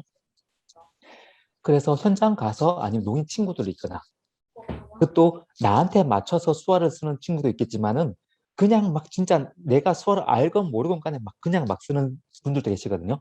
그런 분들하고 많이 만나봐야 돼요. 만나면서 그런 수화 유형들을 그냥 계속 익혀나가는 수밖에 없어요. 그러다 보면 내가 알고 있는 게 한 이만큼 있잖아요. 그럼 내가 모르는 게 이만큼이면 내가 이 알고 있는 걸 가지고 이 나머지 20% 정도를 30%를 유추해가지고 알아먹을 수 있어요. 그러니까 지금 내가 알고 있는 80%조차가 없잖아요. 반대죠. 내가 알고 있는 건 이만큼이고 모르는 게 이만큼이잖아요. 그러니까 내가 모르는 걸 내가 알고 있는 이 부분 가지고 나머지 것들 유추하려는 유추가 안 되는 거죠. 그래서 많이 만나가지고 어떻게 수화 유형을 쓰는지 막 이게 수화가 모양이 다 수형도 다 뒤틀어지고 빠르기도 하고 다 이상하거든요. 이상하게 막 갖다 붙여요. 처음 보면 그게 무슨 새로운 수어인 줄 알고 있는데 알고 보면 내가 알고 있는 수화예요. 그런 게 많아요. 그래서 그만큼 많은 것들을 내가 가지고 난 후에 나머지 것들 모르는 것들을 유추해 가면서 아는 거예요. 내가 아는 게 많을수록 보여요. 요거는 내가 요거 다르게 쓰신 거구나. 보여요. 그 하다 보면은 좀 은유적인 것도 막 해요. 제가 뭐 어떤 농인을 만났는데 그분이 이제 어르신이세요. 정말 은유적으로 잘 쓰시던데, 우리 언제 만났지? 라고 물으면, 언제 만났는지 기억 안 나는데, 너는 잊어버려, 기차, 이렇게 써요. 잊어버린다는 거, 잊어버린 이거 있잖아요. 이렇게. 잊어버린다는 이걸 갖고 와가지고, 기차에 이렇게 왜 가는 항상 너는 잘 잊어버려. 약간 이런 식의 이제. 그걸 은유적으로 그렇게 쓰는 거예요, 이게. 그런 게, 이것도 마찬가지. 내가 내용을 알고 있고 그 사람이랑 많이 친하면 친할수록 나머지 모르는 부분을 유추해서 알아먹을 수 있어요. 그러려면 어쩔 수 없이 만나면서 시간과 에너지를 들여야 됩니다. 그런데 더 좋은 방법이 하나 있어요. 이런 방법은 내가 공개적으로 유튜브에 괜찮은지 모르겠는데, 선생님이 이야기의 주도권을 가지고 얘기하시는 거예요. 그 농인 무리에 갔을 때 내가 할 수 있는 이야기들을 가지고 얘기하잖아요. 내가 알고 있는 주제에 내가 알고 있는 그 내용들이 다 있으면 어차피 내가 알고 있는 바운더리 안에서 얘기하기 때문에 유추하기가 얼마나 쉬운지 몰라요. 내가 아무것도 모르고 생소한 어떤 누구 남의 사생활 이야기에 내가 들어가가지고 뭐 얘기하는 거, 아무리 내가 유추하려도 단어도 모르고 안 나와요. 눈에 안 들어오는데, 내가 알고 있는 이야기의 그런 토픽을 가지고 얘기하다 하면 뭘 얘기해도 대략 유추해서 알아먹을 수가 있어요. 그러면 얘기하는 본인도 신나고 나도 알아먹을 수 있으니까 서로 같이 교류하는 게 훨씬 더 매끄럽게 연결됩니다. 선생님, 저도 뭐 하나 물어보고 싶은 게요. 그 네네. 뉴스가 끝나면 그 뒷부분에 문화적인 것을 통역을 해주시잖아요. 잠깐씩 해주는 게 있잖아요. 그 네네. 내용을 유튜브에서 다시 찾아보려고 해도 아무리 찾아도 그 브리핑 뉴스는 있는데 그 부분은 딱 없다. 그 전까지만 하고 딱 끝나더라고요. 유튜브에서 아무리 찾아봐도 그 부분을 어떻게 찾을 수 없나요? 그 문화에 그 KBS 대한. 홈페이지에 보면 나올 거예요. 아, KBS, 홈페이지. 네네, 뉴스 홈페이지가 있어요. KBS 들어가면 거기 네. 홈페이지가 있어요. 음, 그 뉴스만 나오는 홈페이지가 따로 있어요. 거기 보면 뉴스 9으로 해가지고 9시 뉴스로 해가지고 보통 문화 같은 경우는 토요일하고 일요일 날 나오거든요. 토요일에 이제 문화적인 내용 나오고 일요일 날이 소설에 대한 내용들이 나와요. 그래서 거기 보면 나올 거예요. 아. 근데 좀 어렵더라고요. 네, 근데 그 표현들을 배우고 싶어서 저는 브리핑도 좋은데 그게 너무 좋은데 다시 한번 찾아보면 왜냐면 이제 그 일반 뉴스보다 작게 나오지만 유튜브는 좀 더 크게 나오더라고요. 화면이 아, 약간 더 네. 크게 보여요. 예, 그래서 유튜브에서 찾아봐도 브리핑은 뜨는데 문화에 대한 그 부분이 그게 딱 끊겨가지고 그게 어, 없어가지고 아마 그게 뉴스가 평일 뉴스 같은 경우는 그 문화 부분이 없거든요. 예, 이렇게 있는 날 없어, 찾아봤는데 예, 그래서 예. 주말께 주로 있는 날이라서 그걸 보시면 될 것 같고, 사실 저도 자신이 없습니다. 뭔가 그게 문학적인 부분이라 제가 여러 번 굉장히 읽고 어려워요. 이해를 해야 되는데 다급하게 올라올 때도 있고, 그래서 이게 저도 시간차를 두고 이걸 이해를 하려고 하거든요. 저도 사실 바로 원고를 딱 보면 이해가 안 될 때가 많이 있어요. 그래서 이 원고를 준비하기 위해서 다른 뉴스를 다시 들어요. 더 길게 설명해 주는 뉴스들이 있거든요. 그걸 들으면서 일단 이런 내용이나 하고 이해를 하고 다시 다른 이제 제가 해야 될 뉴스를 보면 한두 쪽으로 표현된 부분들을 좀 다르게 바꿀 수 있는 그런 여지가 많이 생겨나요. 그래서 어느 뭐 발표를 한다거나 어떤 통역을 해야 될 일이 있으면 그것만 보지 마시고 그거를 설명해 놓은 것들도 같이 찾아가지고 보시면 훨씬 더 수월을 하기가 수월해져요. 그 한국말에는 되게 함축적인 것들이 많이 나와 있거든요.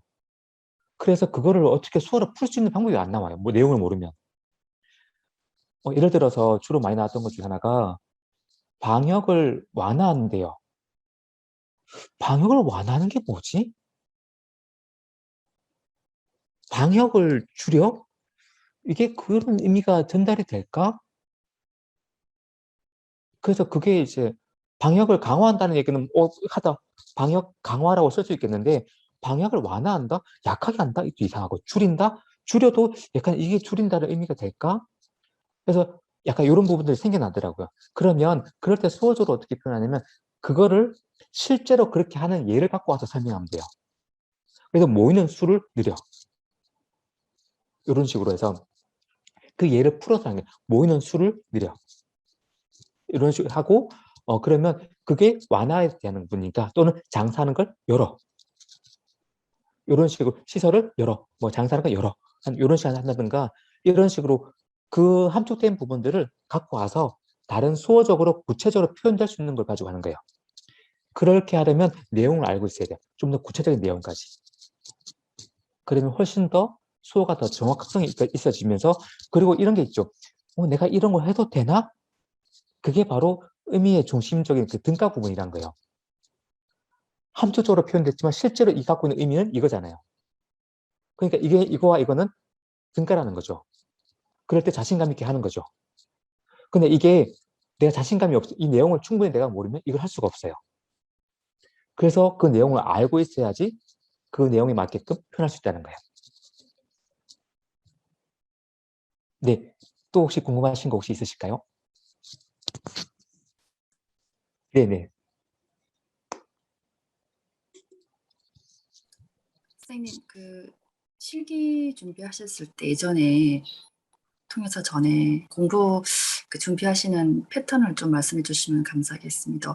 뭐 예를 들어서 필기 시험 아니면 음성 통역, 수어 통역 어떻게 이제 뭐 한 달 단위로 봤을 때 구분을 어떻게 했을까 아니면은 원래 개인차가 있겠지만 음성 통역이 만약에 조금 약하면은 음성 통역을 어떤 식으로 했다?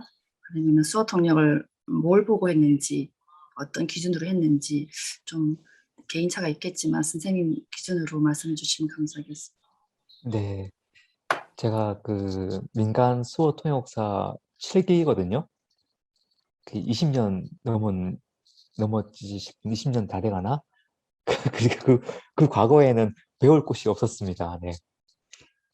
그리고 배울 곳이 있었는데 그 지방이었어요. 제가 살고 있는 곳이 대구였고 제가 또 학교를 약간 지방에 있는 대학을 다니고 있어서 지방에서 1시간 반 정도 고속버스 타고 간다 그러면 굉장히 먼 거리거든요. 서울은 1시간 반이 먼 거리는 아니지만 지방에서는 다른 시도로 넘어간다는 건 먼 거리인데 매주 가서 그 혼나면서 배웠어요. 이 편 아니라고 막 혼나면서 가슴에 X잘 그어가면서 내가 이러면서 이거 수화를 해야 되나 하면서 그리고 이제 버스 타고 가는 동안에 이제 그때 라디오 같은 거 있으면 라디오를 듣고 녹음했던 걸 들으면서 막 수화를 일단 해보면서 갔었어요. 그래서 정확한 방법 같은 게 그 당시에는 체계적인 방법이랄까? 막 배우기 급급해가지고 어떤 방법이 좋은지 잘 모르고 일단 닥치는 대로 막 소리는 다 들으면서 어떻게든 그걸 수화를 해보려고 막 했었어요. 그랬더니 농인이 와가지고 평가하기를 너는 40점이야 이러더라고요. 그러니까 아무리 내가 열심을 다해도 방향이나 방법이 그렇게 좋지 않으면 결과가 안 좋을 수 있어요. 지금 그동안 20년이나 시간이 지났잖아요. 지나다 보니까 좋은 방법들이 나왔고 그리고 다른 문헌들 보니까 어떻게 가르치는 것이 어떻게 배우는 것이 좀 더 효율적이고 좀 더 시간을 아껴가면서 잘 배울 수 있는 방향과 방법들이 잘 나와 있더라고요. 모든 통역에서의 기본은 이렇게 제가 기본을 딱 말씀드리려니까 이게 꼭 마치 정답처럼 여겨질까 봐 좀 조심스러운데 일단 제가 생각하는 방법 중에 첫 번째는 쉐도잉이에요.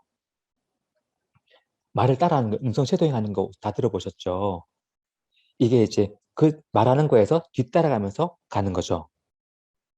이게 좋은 것들은 이게 그냥 앵무새처럼 따라가는 게 아니에요. 따라가면서 내가 수어로 얘기할 수 있는 언어로 표현해 주는 거예요. 이 말을 그대로 앵무새처럼 옮겨가는 게 아니라 내가 청중 앞에 두고 내가 얘기한다라고 생각을 하고 따라가는 거예요. 그러려면 이 사람 말을 거기다 하나 더 좀 약간 좀 변화를 시킨다면 이 사람이 한 얘기를 내가 수어적인 어구로 말을 바꿔서 따라가는 거예요. 그러면서 내가 말하는 게 문장이 정확하게 끝맺음 맺을 수 있도록 중간에 가다가 놓쳤네 이러다 끝나는 게 아니라 내가 실제로 누군가 내 얘기를 듣고 있다라고 생각하고 그 수어적인 말을 쭉 하면서 따라가는 거예요. 뉴스 같은 거 많이 보시면 통역사들이 입모양이 나오는 것들이 있어요. 보시면 자기 스스로 입으로 얘기하면서 수어 문장을 만들고 있는 거예요. 한쪽으로는 들으면서 나가잖아요. 그러면 뒤따라가면서 통역을 뒤따라가면서 하니까 뒤따라가면서 수어적인 문장을 내 입으로 얘기하면 따라가고 있는 거예요. 물론 이거에 대한 장단점은 있어요. 너무 입모양이 막 이렇게 나오니까 이거는 아니다라는 뭐 얘기도 있지만 일단 기본적으로 이 연습을 하면 문장을 만들어내가는 연습을 할 수 있어요. 집중력이 키워져요.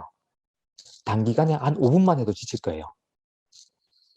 그렇게 따라가면서 집중력이 키워지고 그리고 이왕 얘기하실 때 내 음성을 내가 얘기하기 때문에 좀 더 자신감 있게 내가 얘기할 수 있도록 배에 힘을 주고 따라가면서 얘기해 보셔요. 그러면 이 음성 구조가 우리가 누구 앞에서 30분 이상 또는 1시간 이상 누구 앞에서 이렇게 얘기해 본 적이 별로 없어요. 그것도 나의 이야기로. 따라가면서 나의 이야기를 하시는 거예요. 나의 얘기를 갖고 와서 얘기하는데 하면서 내 음성 구조랑 내 머릿속에 있는 것들 다 트레이닝 되는 거예요. 여기까지. 성대도. 하면서 따라가면 내 얘기를 하기 때문에 내 머릿속으로 기억을 해야겠죠. 그렇죠? 그렇게 따라가면서 쉐도잉을 연습하면 집중력과 그리고 문장 만드는 것과 음성에 대한 부분, 여기 음성에 대한 여기 성대와 어떤 이런 근육이라든가 이런 부분들이 풀어질 수 있어요. 같이 한 번에 같이 할 수 있고 만약에 이게 좀 더 익숙해졌다 그러면 머릿속에 따라하면서 공간을 만들어 볼 수 있어요. 머릿속에서. 수어적으로 공간을 어떻게 만들지? 여기까지도 할 수 있어요. 따라가면서. 여유가 생기는 거죠, 이제. 첫 번째가 그렇고요. 두 번째는 수어 통역은 아까 말씀드린 것처럼 이렇게 있긴 한데 다 시간이 걸리는 부분이긴 하지만 수어는 계속해서 표현을 하고 연습들을 그 패턴들을 익혀 나가야 돼요. 그러니까 어떤 문장이 나왔을 때 내가 수어를 어떻게 표현한다. 이런 것들을 계속 연습을 좀 하시면 좋을 것 같고요. 그래서 여러 문장들을 수어로 해보셔요. 가끔 가다가 얻어 걸릴 수가 있어요. 어차피 우리 인간 사회의 생활들은 다 비슷해요. 먹고 자고 어떻게 사고 나고 이런 것도 다 비슷비슷하단 말이에요. 그럼 나올 수 있는 것들이 다 그 인간 사회에 나오는 내용들이 인간 사라 그러니까 제가 좀 되게 거창한데요. 어차피 나올 수 있는 것들이 다 비슷비슷하단 말이에요. 그것들 다 수어로 해보는 거죠. 저희가 또 선생님, 네, 저희가 여기 수어 지금 세수다 멤버인데요. 그 네, 하루에 일일 5문장이라는 그 수어 표현을 저희가 하고 있어요. 네네. 그 지금 좀 늦게 오신 분들도 계시지만 좀 한 1년 안 된, 1년 좀 됐죠, 선생님. 저희 네, 1년 한 8개월 정도 됐는데, 그냥 지금 뭐 많이 제 개인적으로는 늘어난 것은 못 느끼지만, 그 패턴이 좀 있더라고요. 아까 말씀하신 네, 것처럼. 그 어부지리를 얻는 게 한두 개 있더라고요. 네, 네, 네. 그래서 그 매일매일 연습하기 사실은 좀 어려워요. 이게 어떻게 공간 배열도 힘들고, 뭐 제가 1인칭이 됐다가 3인칭 될 수도 있고, 그래서 몇 번을 찍고 하긴 하는데, 이런 연습이 좋긴 좋은데, 이제 꾸준하게 하는 게 중요한 것 같아요. 근데 어렵더라고요. 이게 그래서 그거를 혹시 음성을 들으면서 해보신 적이 있으신가요? 최근에 저희 여기 계신 분 남자 선생님 계시는데 그분 음성으로 이제 한 3개월 됐어요. 근데 좀 다르더라고요. 그냥 제가 글을 네. 읽고 하는 거하고 이제 들으면서 물론 이제 그 내용을 다 알잖아요. 읽고 하니까 먼저부터 이제 글을 읽고 듣기 때문에 어느 정도 내용을 알기 때문에 아마 나오지만 만약에 정보도 없이 그냥 막 듣고 한다면 많이 힘들 것 같아요. 정말 다르더라고요. 음성하는 거랑 그걸 이제 제가 암기해서 하는 거랑 이렇게 표현하는 것도 다르고 힘들더라고요. 그 방법이 그 음성을 들으면서 하는 방법이 제일 좋은 것 같긴 한데 아직 그래서 저는 이제 궁금한 게 여기 선생님이 얘기했듯이 혹시 잠시만요. 네. 강민희 선생님, 제가 아직 수어 통역밖에 얘기를 못 해가지고 네네네. 음성이랑 제가 필기를 네. 같이 좀만 간단하게 네네. 다 말씀드리고 끝나고 그다음에 제가 질문 네, 드리겠습니다. 다시 한번 또 이렇게 질문 부탁드리겠습니다. 그래서 수어 통역을 할 때 아까 쉐도잉 한다 했잖아요. 쉐도잉 작업이 약간 그런 부분을 같이 겸해서 하는 거예요. 내가 어떤 식으로 이미지를 만들어서 공간을 만들고 수어를 어떤 걸 쓸지 아까 수어에 대한 것도 문장으로 내가 따라간다 했잖아요. 네네. 그때 같이 겸해서 연습을 할 수 있거든요. 그러고 나서 그 쉐도잉이 끝나고 다시 수어를 해볼 수 있어요. 그 음성을 듣고 계속 연습하는 거기 때문에 따라가는 도움되고 그리고 항상 문장만 가지고 하다 보면은 제가 들었을 때 실제로 손이 그렇게 안 나올 때가 많이 있어요. 대부분 안 나오더라고요. 그래서 나오게끔 해야 되거든요. 근데 네. 이게 가장 어떤 때 좋냐면 실제 현장 가서 해보는 거, 사람 앞에서 해보는 거, 긴장감이 훨씬 배가 될 거예요. 그런데 떨리더라도 사람들 앞에서 내가 나와서 수어를 한번 해보면 이렇게 느끼게 될 수 있어요. 혼자서 집에서 연습하는 건 내가 하다가 그만 끊어버릴 수 있지만은 사람 앞에서 하는 건 끊을 수가 없거든요. 어떻게든 내가 갖고 있는 최선의 것들을 가져와가지고 문장을 만들어내야 되기 때문에 그런 부분들을 해보시는 것도 도움 되고요. 음성 통역은 지금 시중에 나와 있는 그 영상들이 많이 있잖아요. 처음부터 하시면 좀 힘드는데 처음에는 5분짜리, 그 다음 10분짜리, 그 다음 20분짜리, 그 다음에 30분짜리, 좀 더 가서는 1시간짜리 이런 걸 가지고 제가 꼭 이 얘기를 하는 게 앞에 청중이 내 마이크 소리를 듣고 있다라고 생각하시고 내가 수어를 몰라도 내가 문장에 맞게끔 내가 수어를 통역을 한다라고 생각하시고 하는 거예요. 그러면 5분 동안 이게 집중하는 게 쉽지 않을 거예요. 처음에 하시면. 끊으면 안 돼요. 중간에. 끊겨지면 안 돼요. 왜냐하면 이 청중들이 오직 나만 바라보고 있는 거예요. 내 목소리만 보고 있는 거예요. 듣고 있는 거죠. 만약 내가 이렇게 되면 이미 나는 그로부터 신뢰가 다 떨어지는 거예요. 신뢰가 다 멀어지겠죠. 그렇게까지 집중을 하면서 연습을 하시는 거예요. 그러면 문장을 끝까지 만들어내려는 걸 하다 보면 내가 모르는 것도 유출해야 되고 내가 진짜 모르면 앞전 문장을 가져와가지고 어떻게든 그걸 이어나가야 되고 이런 것들을 해볼 수 있어요. 실제 현장이다라고 생각하는 거예요. 필기 통역도 마찬가지입니다. 음성 통역이 되면 필기 통역은 좀 더 자연스럽게 잘 되겠죠. 필기 통역 같은 경우는 우리한테 주어진 기회가 2번 있어요. 2번 보여주잖아요. 그 첫 번째 이게 마치 이제 또 실기 대비반 강의하는 것 같네요. 첫 번째 어떤 분들은 내가 딱 문장 봤을 때 다 외워가지고 쓴다라고 할 수 있겠지만은 저 같은 경우는 그렇게 천재형이나 그런 사람이 아니어서 떨리더라고요. 다 못 외워서 쓰겠어요. 그래서 보이는 대로 단어만 먼저 씁니다. 딱 첫 번째 보여줄 단어를 먼저 쓰고 그 다음에 중간에 한 20초 시간 있죠. 그때 조사를 집어넣어요. 말이 되게끔. 그럼 내가 모르는 부분들은 별표 치거나 표시를 따로 해놔요. 그리고 또 그 다음 2번째 문장은 또 단어만 딱 처음에 딱 보고 단어만 쓴 다음에 잠깐 20초 동안에 조사를 다시 집어넣고 문장을 만들게끔. 왜냐하면 2번째 내가 봤을 때 이게 이해가 돼야 돼요. 읽어봤을 때. 그 잠깐 20초 보여준 그 시간 동안에 다 문장을 만들어서 다음에 봤을 때 옮겨 적을 때 적어도 문장이 되게끔. 만약에 내가 다음에 봤는데 이게 무슨 말인지 단어만 있고 무슨 말인지 모르면 옮겨 적을 수가 없어요. 새로운 창작을 해야 되기 때문에 그래서 중간에 조사를 넣는 거예요. 그것만 넣어도 이해가 되거든요. 그리고 모르는 부분만 체크해놓고 이렇게 약간 시험지를 약간 세워가지고 그냥 이렇게 시험지를 밑에 두고 이렇게 보면 이게 또 잘 안 보여요. 그래서 살짝 올려가지고 손으로 짚어가면서 내가 어느 부분을 지금 놓쳐놓은 부분이 있는지를 더 중점적으로 보고 모르는 부분 바로 체크해 적고 물론 이거 적을 동안 또 다른 수화가 진행하기 때문에 놓쳐볼 수도 있어요. 그런 부분도 감안하면서 적고 그런 식으로 연습을 하면 됩니다. 네, 여기까지 하고요. 그 다음에 강명희 선생님, 네, 말씀해 주세요. 네, 음성 따라가는 이 쉐도잉 하신다고 연습하는 거 말씀하셨잖아요. 네네. 저는 아침에 이제 보면은 뉴스가 채널이 많아서 보면은 이제 돌아가면서 이 통역사 선생님들이 쭉 나오잖아요. 각자 스타일대로 나오시잖아요. 아침부터 저녁까지 이렇게 뉴스에 주로 보면 많이 나오는데 어떨 때는 제가 그걸 보면서 뭐라고 해야 되나? 내가 맞게 보고 있는 걸까라는 그러니까 내가 맞게 말을 하고 있는 그러니까 아나운서가 한 말을 들으면서 저분이 제가 잘 모르니까 저분이 저거를 저렇게 표현하는 게 맞는 걸까? 아 맞겠지. 저는 이제 그렇게 생각하거든요. 맞겠지 하고 보면 다른데 이렇게 틀어놓으면 같은 말인데 이 선생님은 다르게 얘기하고 또 아 이렇게 해서 표현을 하는구나.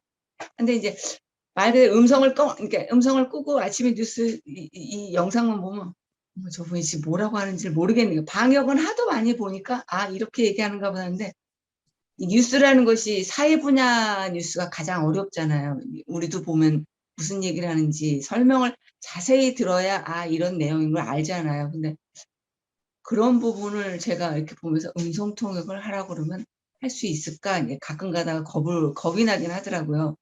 왜냐면 그래도 가장 솔직히 말하면 이게 저희들한테 뭐라 그럴까? 모델링이 될 수 있는 분들이 뉴스에 많이 나오시잖아요. 저는 그렇게 생각하거든요. 제가 모델링을 할 수 있는 분이 정확하게 제 소원 표현, 제 나쁜 버릇도 바꿔줄 수 있는 분이 이 뉴스에 나오는 분들이 저는 모델링이라고 생각을 하거든요. 보면서 쉐도잉을 한다는 게 어떻게 따라가야 조금 더 자세하게 그걸 따라가다 보면 음성 통역이 조금 낫지 않을까 하는 저는 생각이 좀 들거든요. 네, 쉐도잉이 어떻게 필요 없는 경우도 있어요. 어떤 경우냐면 제가 내용을 다 알고 있으면 쉐도잉 자체가 효과가 별로 없더라라는 그런 연구 내용도 있어요. 지금 제가 쉐도잉을 왜 이렇게 말씀드리냐면 우리가 너무 뉴스하고 또 세상과 너무 등지고 살아가지고 세상 돌아가는 거에 대해서 잘 모를 때가 많아요. 그래서 쉐도잉을 접할 때 쉐도잉을 하면서 그걸 같이 접해서 할 수 있거든요. 그 여러 가지 정보들을 내가 배워가지고 이렇게 넓혀 놓을 수 있는 계기가 되기 때문에 쉐도잉을 같이 겸하라고 말씀드린 거고요. 그리고 쉐도잉 하면서도 녹음을 하나 해두시면 참 좋아요. 내가 지금 녹음기나 아니면 스마트폰을 켜서 어떻게 내가 문장을 잘 끝맺고 있는가? 정말 전달하기 위한 문장을 내가 하고 있나? 중간에 끊어버리나? 그거를 한번 들어보셔요. 그러면 내가 얼마나 지금 말을 잘 못하고 있는지를 스스로 아마 자각할 때가 많이 있을 거예요. 저도 마찬가지고요. 그런 이제 뭐 뉴스의 통역을 어떻게 하는지를 보는 게 목적이 아니고 쉐도잉을 하는 게 목적이에요. 내가 갖고 있는 걸 드러내는 게 목적이에요. 그리고 이런 게 있어요. 한번 고민해 보셔요. 농인이 하나도 알아들을 수 없는 수어를 1부터 100까지 하는 거하고 첫 번째, 농인이 하나도 모르겠어요. 저 수어를 보면 무슨 말인지 하나도 모르겠는데 그냥 정말 단어 하고 있는 거를 보면서 농인이 막 유추해가는 그렇게 수화 통역하는 거하고 두 번째, 정말 어려운데 내가 알고 있는 거 한 20%, 10%, 20%를 농인이 알게끔 내가 그만큼만이라도 내가 전하겠다 생각하고 그만큼만 전달하는 거하고 과연 둘 중에 어느 게 나을까요? 너무 극단적인 비유죠. 네. 알아먹는 게 낫지 않을까요? 네, 정말 20%라도. 극단적인 비유긴 한데 네. 하나도 모르는 표현하고 내가 그래도 이 중에 요만큼이라도 내가 농인이 이해할 수 있게끔 전하는 거하고 대부분 후자를 선택할 경우가 많이 있을 거예요. 네, 이 차이인 거죠. 쉐도잉 하면서 분명히 나도 잘 모르고 또 뭐 나와 있는 통역도 내가 봤을 때 잘 이해 안 되는 걸 수도 있어요. 하지만 쉐도잉을 하는 거는 내가 수어 문장을 한다는 거잖아요. 그 수어 문장 한다는 건 내가 표현할 수 있는 만큼 내가 얘기하는 거예요. 그래서 어떻게 보면 어떤 건 과감하게 빼고 어떤 건 과감하게 놓고 음, 내 수화 문장을 만들어가면서 이야기를 하는 거죠. 내 이야기를 만드는 거예요. 그거는 내가 알고 있는 만큼만 잘 준비해가지고 전달한다는 거예요. 알겠습니다. 감사합니다. 그리고 하다 보면 이게 늘겠죠? 네네. 내가 알고 있는 지식이 쌓이- 늘어나는 만큼 저한테 좀 더, 쌓이겠죠? 네, 그렇죠, 그렇죠. 선생님 혹시요 그 수어를 하시다 보면 이게 뉴스 통역은 어쨌든 공식적으로 이렇게 사람들에 보여지는 통역이잖아요. 청중이 많이 있잖아요. 그러면 우리가 일반 대화랑 이런 공식적으로 보여준 통역이랑 쓰는 용어가 다 많이 다른가요? 이게 이렇게 여기서 쓰는 용어 이게 일반 대화에서 쓰는 용어를 공식적에서는 쓸 수 없는 용어들이 많이 있나요? 조금 있죠, 네. 아니, 쓸 수도 있는데, 네. 저는 이제 너무 농식은 안 쓰는 편이거든요. 왜냐하면 이것도 이제 뉴스에서 어떤 뭐 객관적인 기준이 있다기보다는 적어도 한 중학생 정도가 이해할 수 있는 농인의 이해할 수 있는 수준의 그런 거기 맞추려면 그리고 제가 제 얘기를 들어보시면 아시겠지만 제가 억양이 서울 사람은 아니잖아요. 그렇죠? 제가 수아에서는 사투리를 안 쓰려고 한단 말이에요. 제가 대구 쪽 사람인데 대구 수아를 알고 있단 말이에요. 근데 안 쓰잖아요. 그러니까 안 쓰려고 해요. 그럼에도 불구하고 일단 평균적으로 쓸 수 있는 수어들이 있어요. 그 수어를 구사하는 거죠. 내가 여기 서울에서 얘기하든 부산에서 얘기하든 상대방이 보고 이해할 수 있는 수어를 구사하는 거예요. 그러려면 나만 알고 있는 농식, 그거를 쓰게 되면 나는 전달했지만은 보는 사람 그걸 저게 서울에서는 쓰는데 부산에서는 저거 무슨 표현이 몰라. 그럼 전달력이 안 되는 거죠. 그래서 중간점을 찾는 거예요. 그래서 좀 농식 수화를 너무 과하게 쓴다기보다는 조금 더 표정과 그리고 누가 봐도 이해할 수 있는, 심지어 청인이 봐도 저건 저런 모양이구나라는 걸 저걸 얘기하는구나라는 게 이해할 수 있을 정도의 그런 것들을 가지고 수어를 써요. 좀 쉬운 수화고 좀 표준화된 수화를 쓰는 게 그럼 더 낫겠네요. 되도록이면. 근데 저는 밖에 나가서는 이렇게 안 써요. 그러지 않게 그 그냥- 공식적인 자리에서는 그렇죠. 조금 더 약간 더 그런 부분들 좀 조심해서 쓰죠. 막 쓰지 않아요. 그러니까 자제하는 아니, 거예요.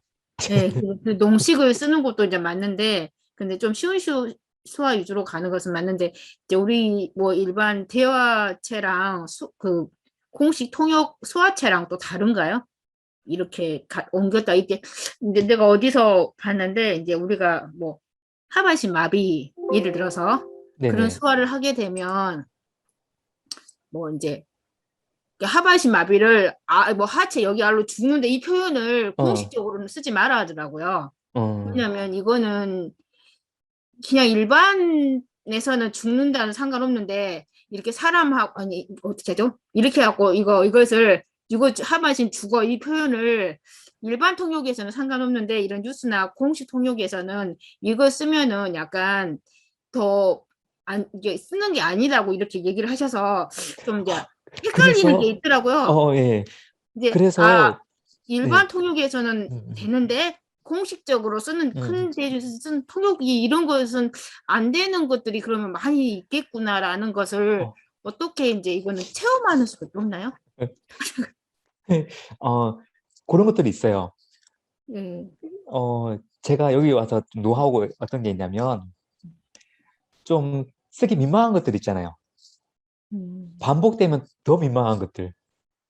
너무 그래서 원색적인 것들. 막 이런 것도 사실은 처음에는 잘 안 썼어요. 이제 이런 거. 예. 이런 거 밖에서는 그냥 막 편하게 쓰다가 여기서 뉴스라는 데서 막 이게 되게 공식적인 게 잘 안 어울리잖아요. 그런데 또 그만큼의 약간의 더 잘 전달할 수 있는 표현이 딱 그거라고 생각했을 때는 글 써요. 쓰는데 저 같은 경우는 좀 빨리 써요.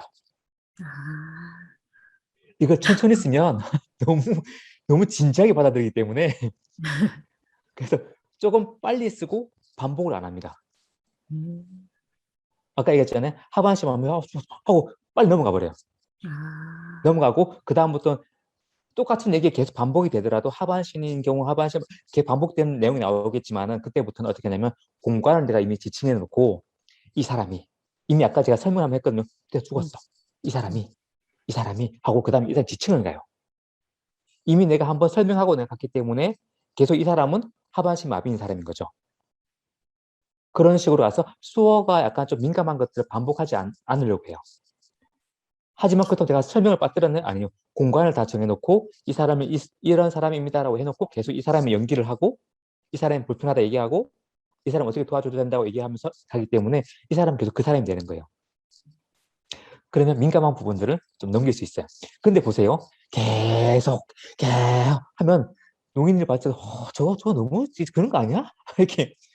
이렇게 할 수 있기 때문에 이런 부분을 조금 유도리 있게 넘기는 거죠. 그런 것들을 찾아내는 게 좀 어렵겠네요. 어떻게 좀 더 원색적인 수화를 우리가 이제 쓸 때는 우리는 잘 모르고 쓸 수도 있잖아요. 아니면 근데 또 할 수 있는 부분도 있어요. 용인 입장에서 발에 밑에가 이렇게 장애를 쓸 수 있어요. 장애를. 저는 네, 근데 뇌전자가 그렇게 쓰는데 이거 좀 너무 원색적이라는 거 우리는 이제 모르니까 이렇게 썼는데 이거 좀 원색적 이게 원색적이었어? 이제 이게 이렇게 되는 거예요. 근데 그걸 어떻게 이렇게 딱딱 집어낼 수 있는 게 있나요? 그러니까 너무 그냥 과하게 그냥 우리가 똑같아요. 우리가 아, 봤을 때도 조금 과하다 싶은 거 수선적으로. 있잖아요. 그런 것들은 사실은 좀 뉴스에서 쓰기가 좀 본인이 부담스러워요. 이런 방송이 보이는 가운데서 내가 쓰기가 본인 자신이 좀 약간 그럴 수 있어요. 그런데 가끔씩은 이거를 조금 원색적인 게 필요할 때가 있어요. 한 번 정도는 그래야 전달력을 좀 좋게 할 수 있기 때문에 한 번은 쓰고 그 다음부터는 안 써요. 그 양념을 잘 채야겠네요. 네, 그러니까 정말 요거 살짝은 너무 과하면 그렇고 너무 적으면 약간 부족하고 그래서 좀 그런 것들. 선생님 또 질문 하나 있습니다. 네네. 그 선생님 다른 통역사분들은 제가 그 지화를 좀 많이 쓰시는데 네네. 그 김동우님께서는 지화를 많이 안 쓰시더라고요. 네. 예. 그래서 이 짧은 시간에 지화를 안 쓰고 풀이를 하시더라고요. 네네. 네, 그럼 그렇게 해야 되는 건지 아니면 어떤 분은 그 제가 또 성함을 말씀드리긴 그렇지만 지화를 많이 쓰시는 분이 계시고 하신데 그걸 어떻게 조절하시는지 좀 궁금합니다. 그런 거. 저는 지화는 정보라고 생각해요. 그러니까 정보를 전달하기 위해서 내가 지화를 쓰는 거고 이게 이 용어입니다라는 걸 알려주려는 목적에서 지화를 쓴다고 생각해요. 그런데 시험을 준비하시는 분들은 지화가 필수적인 무기니까 잘 준비해 주세요. 왜냐하면 네. 시험장 가서는 내가 갑자기 뭔가 수화를 떠올릴 수가 없어요. 수화 표현을. 단어 같은 거를. 그러면 급하게 써야 돼요. 무조건. 무조건 써야 돼요. 그런데 실제로 이제 통역을 할 때는 지화는 내가 이 용어입니다라고 그걸 하기 위해서 하는 거고 나머지 설명하기 위해서는 그 지화와 관련된 부분들을 내가 찾아가지고 수어를 만들어서 보여주는 게 더 정확한 거죠. 내가 몰라가지고 지화를 쓰면 상대방이 알까요? 용인이 알까요? 몰라요. 물론 이게 또 예외가 있어요. 정말 그 전문 분야에 있는 농인분들은 그 지화를 쓰면 아실 거예요. 하지만 뉴스나 이런 거는 기본적으로 그 평균치를 맞추는 부분에 있어서 내가 몰라가지고 지화 쓰는 거는 상대방도 농인도 모를 경우가 많다는 거예요. 그래서 저 같은 경우는 가급적이면 다 찾아가지고 수화 표현을 나름대로 만들어 놓고 그 다음에 나서 지화를 쓸 거예요. 그러니까 그냥 내가 들리는 대로 통역을 하는 게 아니고 이거를 전달하기 위해서 요게 요 단어입니다라는 걸 하기 위해서 제가 이렇게 만드는 작업들이에요. 오늘 같은 경우도 바다 위에 여기 눈구름이 있잖아요. 구름이 이제 그 눈구름이 가는데 물을 빨아들여 가지고 무겁죠 이게. 무거워. 가가지고 눈 떨어졌어. 이거를 습식이라 그래. 라고 수화를 썼어요. 그러니까 이거를 그렇게는 표현 안 하지만 이걸 제가 그렇게 만든 거죠. 그러니까 약간 그런 모양을 만들어 가지고 요 단어를 전달해 주는 게 필요하겠다 싶어서 제가 넣은 거예요. 의도적으로. 그냥 들리는 대로 그냥 넣고 빼고를 하는 게 아니고 그런 작업들을 거치는 거고요. 그리고 갑자기 냉장고를 영어로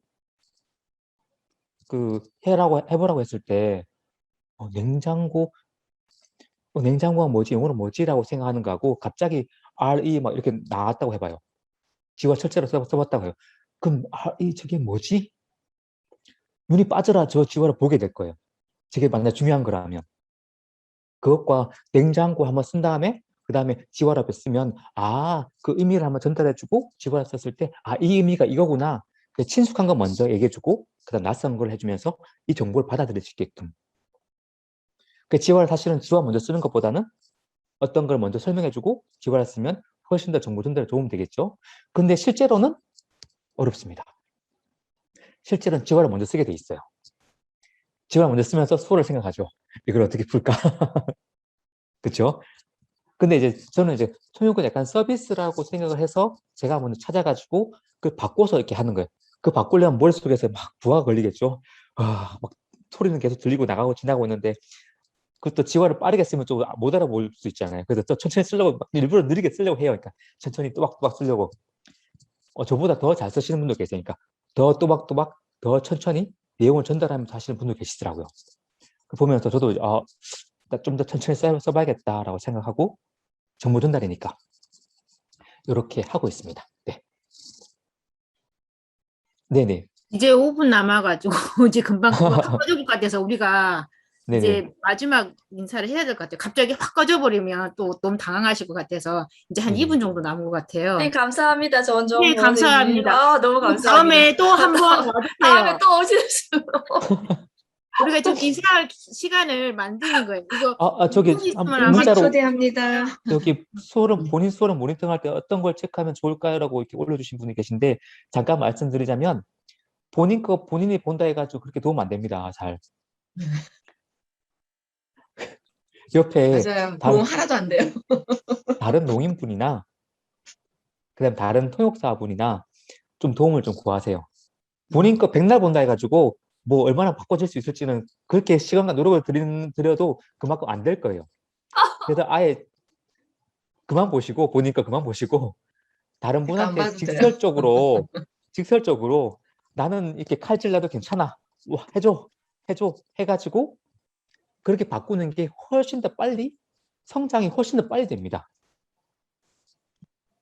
감사합니다. 그렇게 다음에 또 생각하시고 오세요, 보시면 한 30초 선생님. 남았어요. 네, 감사합니다. 초대합니다. 감사합니다. 감사합니다. 다음에 또 한번 해주세요. 네, 언제든지 또 수고하셨습니다. 불러주시면 네, 또 열심히 감사합니다. 말씀드리겠습니다. 네, 감사합니다. 네. 네. 네.